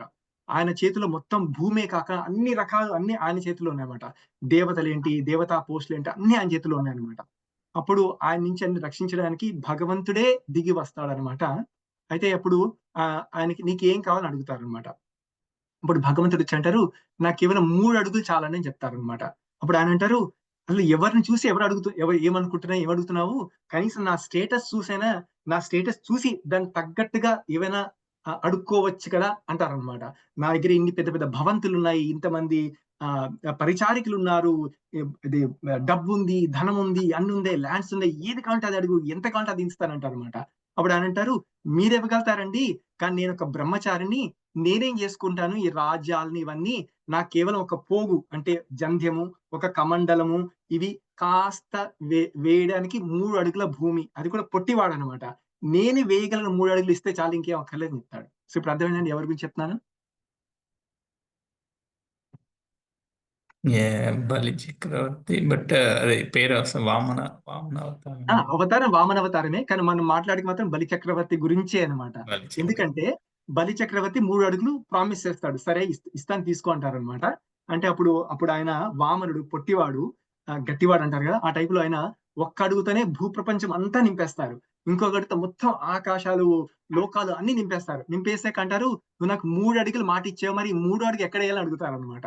అంటే అప్పుడు ఆయన అంటారు, అప్పుడు ఆయన ఆత్మ నివేదన చేస్తారనమాట. బలి చక్రవర్తి అంటారు, సరే నా నెత్తి మీద పెట్టండి, తీసుకోండి, అంతా మీదే అని చెప్తారనమాట. అది దాన్ని ఆత్మ నివేదన అంటారనమాట. అద్భుతమైన భక్తుడు యాక్చువల్గా బలి చక్రవర్తి. అలా చేసినందుకు ఆయన ఎప్పటికీ కూడా భగవంతుడిని ఆయన కట్టిపడేస్తారనమాట. అది ఇంకొక స్టోరీ, ఇంకొక కథనం, ఇంకొకసారి చూడొచ్చు. సో ఆ రకంగా ఆత్మ నివేదనం. సో ఇవండి, ఇవి నవవిధ భక్తులు అనమాట. ఇవి మన పురాణాల్లోనే, మన శాస్త్రాల్లోనే చెప్పబడినవి అనమాట. కొంతమంది అనుకోవచ్చు, అంటే ఇవన్నీ చేయాలంటే అవసరం లేదు, ఏ ఒక్కటి చేసినా పర్వాలేదు, ఏ 2 చేసినా పర్వాలేదు, ఏ 3 చేసినా పర్వాలేదు, మనకి ఎంత వీలైతే అంత చేసినా పర్వాలేదు, ఏ ఒక్కటైనా కానీ చేసి పర్ఫెక్షన్ సాధించడానికి ఎన్నో ఎగ్జాంపుల్స్ ఉన్నాయి అనమాట. ఎంతో ఉదాహరణలు ఉన్నాయి. ఏవి చేసినా కానీ మనం పర్ఫెక్షన్ సాధించవచ్చు లైఫ్ లో. అది చెప్పడం కోసమే ఇలా నవవిధ భక్తులు అని చెప్పారు. అఫ్ కోర్స్ ఆయన కొంతమంది అనొచ్చు, ఇవి పురాణాలు అంటున్నారు, ఎప్పుడో విషయాలండి, ఇప్పుడు నేనేం చేసే చెప్పండి అంటే, దానికి సమాధానంగా నరేష్ ప్రభు, అంటే నిత్య హరిప్రియ ప్రభు మీకు నెక్స్ట్ వీక్ చెప్తాడు. ఈ రోజుల్లో మనం మన రోజువారీ కార్యక్రమాల్లో ఏమేమి చేయొచ్చు, ఏ రకంగా ఈ భక్తిని ఆచరించవచ్చు అని ఆయన చెప్తారు. నేను ప్రస్తుతం కేవలం మన శాస్త్రాల్లో ఏం చెప్పబడింది, భక్తిని ఎలా ఆచరించాలో అది మాత్రమే చెప్పాను నేను. ఇంకేమైనా ఉందా అండి?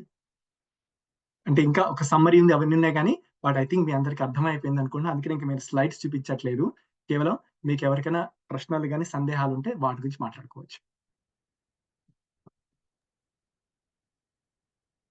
ఇప్పుడు క్వశ్చన్ టైం అయింది, క్విక్గా.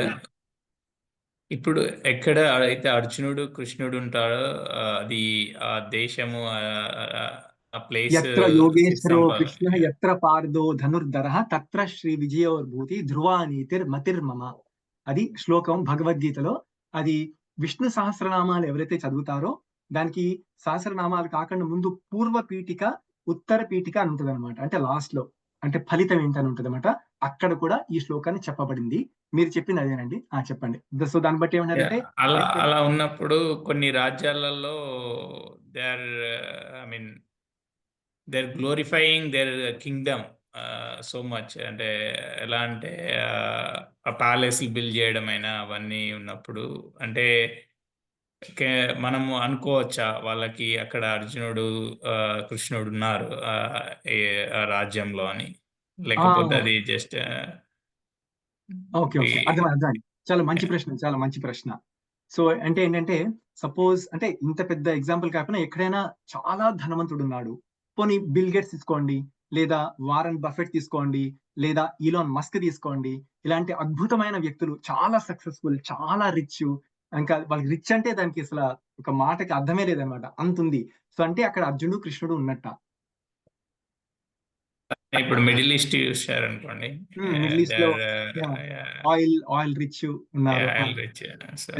సో యాక్చువల్లీ మీ ప్రశ్నలోనే సమాధానం ఉందన్నమాట. సో ఆబ్వియస్ అక్కడ లేడు కదండి, అక్కడ వాళ్ళు ఎవరికి కృష్ణుడు అంటే తెలియదు. అంటే కృష్ణుడు అంటే ఈ పేరుతో అనే కాదు, అది కాదు నా ఉద్దేశము. ఏ పేరుతోనూ ఏ రకమైన స్పిరిచువాలిటీ, ఏ రకమైన ఆధ్యాత్మికత లేని వాళ్ళు కూడా ఉన్నారు, అయినా వాళ్ళు కూడా చాలా వృద్ధిలోకి వచ్చినారు కదా. మరి అప్పుడేమనుకోవచ్చు, అంతేనా? కరెక్ట్, మంచి మాట అన్నారండి. సో శ్లోకం ప్రకారం ఏముంటుంది, యత్ర యోగేశ యత్ర పార్థ యత్ర ధనుర్ధర తత్ర అంటే అక్కడ. శ్రీ అంటే మీనింగ్ ఏంటి మీరు చెప్పండి ఇప్పుడు. అంటే లక్ష్మి. కరెక్టే, శ్రీ అంటే లక్ష్మి, కరెక్టే. కానీ చాలా మంది ఏమనుకుంటారంటే లక్ష్మి అంటే డబ్బు. డబ్బు అంటే ఇండియన్ రూపీస్ కావచ్చు, యుఎస్ డాలర్స్ కావచ్చు, లేదా బ్యాంక్ బ్యాలెన్స్ కావచ్చు, లేదా క్రిప్టో బిట్ కాయిన్ కావచ్చు, లేదా ఇంకోటి అనుకోవచ్చు. కరెక్టే, అవన్నీ శ్రీనే, కాదంట్లే. కానీ అవి మాత్రమే శ్రీనా అనేది ప్రశ్న. సో యాక్చువల్ గా మన శాస్త్రాలు ఏం చెప్పారంటే, ఎక్కడైనా సుభిక్షంగా ఉండాలి అంటే దానికి ఏం చెప్పారు తెలుసా? అక్కడ ఈలాన్ మస్క్ ఉండాలి, అక్కడ ఒక టెస్లా కార్ ఉండాలని చెప్పలేదు. అక్కడ ఏం చెప్పారంటే, ఎక్కడైతే గోధనం ఉంటుందో, అంటే గోవులు, ఆవులు ఉంటాయో, ఎక్కడైతే సుభిక్షంగా పంటలు పండుతాయో, అలా కొన్ని చెప్పారనమాట. వీటి మీనింగ్ శ్రీ అని చెప్పారనమాట. సో మన మన ఉద్దేశంలో మన డెఫినేషన్ ఆఫ్ శ్రీ ఒక్కొక్కసారి అంటే పూర్తిగా తప్పు కాదు, కానీ పూర్తి కరెక్ట్ కూడా కాదనమాట. సో అన్ని ఉంటేనే శ్రీ అంటారనమాట, కేవలం డబ్బు ఒక్కటే కాదనమాట. సో అదనమాట. సో అప్పుడు మనకి యాక్చువల్గా ఏది కావాలో, దేనితో అయితే మనం సంతోషంగా ఉండగలుగుతామో అది శ్రీ అన్నమాట. అది భగవంతుడు ఇవ్వగలుగుతాడు మనకి. అది మాత్రమే ఎక్కడైతే అర్జునుడు కృష్ణుడు కీర్తించబడతారో, అక్కడైతే ఉంటారో అక్కడ అవన్నీ పుష్కలంగా దొరుకుతాయి అన్నమాట. సో అంటే మరి మిగతావంటే మీరు అన్నట్టుగానే మీకు, అందుకనే క్వశ్చన్ లోనే ఆన్సర్ ఉందన్న. ఈలాన్ మస్క్ కి నో ఐడియా కృష్ణుడు అంటే, భగవద్గీత అంటే ఏమాత్రం లేదు. సో అంటే కొన్ని కర్మ ఫలంగా వస్తాయి అన్నమాట. అంతకుముందు వాళ్ళు చేసుకున్న పుణ్యకార్యాలు కావచ్చు, ఇంకోటి కావచ్చు, వాటి పరంగా వస్తాయి. కానీ మనకి అర్థం చేసుకోవాల్సింది ఏంటంటే, ఏదైనా కానీ తాత్కాలికం మాత్రమే. సో కొంతమంది అనొచ్చు, నేను ఏమంటారు లక్పతి అనొచ్చు అనమాట. హిందీలో, మన ఇండియాలో అంటారంటే లక్షలు ఉన్నాయన్నమాట. కరోడ్పతి అనొచ్చు అనమాట, అంటే నాకు కోట్లు ఉన్నాయన్నమాట, కోట్ల రూపాయలు ఉన్నాయన్నమాట. కానీ ఎవరైనా లక్ష్మీపతి అని చెప్పగలుగుతారా? అంటే వాళ్ళ పేరెంట్స్ ఇచ్చిన పేరు అయి ఉండొచ్చు, కానీ నిజంగా లక్ష్మీపతి ఎవరు మాత్రమే లక్ష్మీపతి అని చెప్పగలుగుతారు? విష్ణు విష్ణు మాత్రమే, నారాయణ మాత్రమే, ఆర్ కృష్ణ మాత్రమే. కృష్ణ ఎందుకన్నానంటే బ్రహ్మ సంహిత ప్రేయర్స్ లో వస్తుంది అనమాట. ఏమని వస్తుందంటే, కొన్ని వేల మంది, కొన్ని వందల వేల మంది లక్ష్మిలు ఎవరికైతే సేవ చేసుకుంటారో ఆయన ఆ కృష్ణుణ్ణి నేను పూజిస్తున్నాను అని బ్రహ్మ సంహితలో ప్రేయర్ వస్తుంది అనమాట. స్వయం కృష్ణుడు అని కూడా అన్నాను, తప్పలేదు. ఏం ప్రభు? చింతామణి ప్రకర సద్మసు కల్పవృక్ష లక్ష వృతేషు సురభిరభిపాలయంతం లక్ష్మీ సహస్ర శత సంభ్రమ సేవ్యమానం గోవిందమాది పురుషం తమహం భజామి. అదనమాట శ్లోకం, అద్భుతమైన శ్లోకం. సో అదనమాట. సో యాక్చువల్ లక్ష్మీపతి ఆయన మాత్రమే, ఎప్పటికీ ఉండేది మాత్రం ఆయన మాత్రమే. మిగతా వాళ్ళందరూ లక్షాధిపతులు, కోటీశ్వరులు, ఇవాళ ఉండొచ్చు, రేపు ఉండకపోవచ్చు. ఇవాళ ఒకళ్ళు చాలా రిచ్ పర్సన్ వచ్చి రేపు ఇంకొకరు రావచ్చు, ఎల్లుండి ఇంకొకరు రావచ్చు. ఓడలు బండ్లు అవ్వచ్చు, బండ్లు ఓడలు కావచ్చు, ఇలాంటి ఏవైనా అవ్వచ్చు మన లోకంలో. కానీ ఎప్పటికీ స్థిరంగా నిలకడగా ఉన్నది మాత్రం కృష్ణుడు ఆర్ విష్ణువు మాత్రమే అన్నమాట. అందుకని అలా చెప్పారు శ్లోకం, ఎత్ర కృష్ణ ఎత్ర పార్థో ధనుర్ధర. శ్రీకి మీనింగ్ గోరక్ష అండ్ సిరిస పంటలు. So food, those are the two. Actually స్త్రీ సూక్తం అని ఉంది అన్నమాట, వేదాస్ లో ఉంటది అనమాట, అద్భుతమైనది. సో దానికి సరైన వ్యాఖ్యానంతో సరిగ్గా చదవగలిగితే అప్పుడు ఇంకా బాగా అర్థం అవుతుంది అనమాట, ఇంకా బాగా తెలుస్తుంది. ఎగ్జాక్ట్లీ, అంటే వార్ కి ముందు కూడా ఇలాంటి those are the things very important. You don't have that, అంటే అవి లేకపోతే you cannot win the war. Yes yes. ఇంకోటి చెప్పాను, యాక్చువల్ గా ఒక మంచి సినిమా ఉందండి, చాలా అంటే మరీ కొత్తది కాదు, మరీ పాతది కాదు, పేరు గుర్తు రావట్లే, ఇంగ్లీష్ సినిమా అన్నమాట. అద్భుతమైన సినిమా. అందులో ఎలా ఉంటుంది అంటే, థ్రెడ్ ఏముంటది అంటే, ఒక అవుట్ సైడ్ ప్లానెట్ నుంచి, అంటే ఏలియన్స్ నుంచి ఒక పెద్ద షిప్ వచ్చి ల్యాండ్ అవుతుంది అనమాట.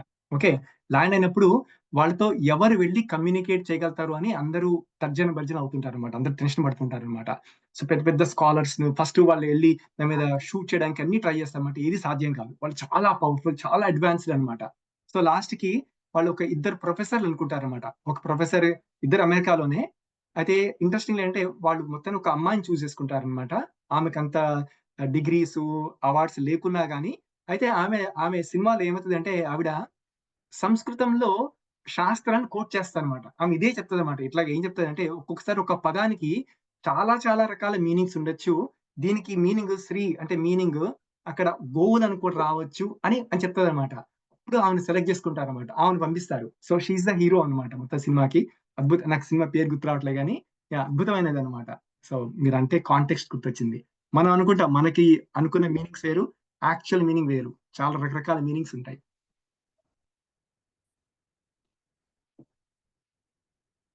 హరే కృష్ణ. హరే కృష్ణ.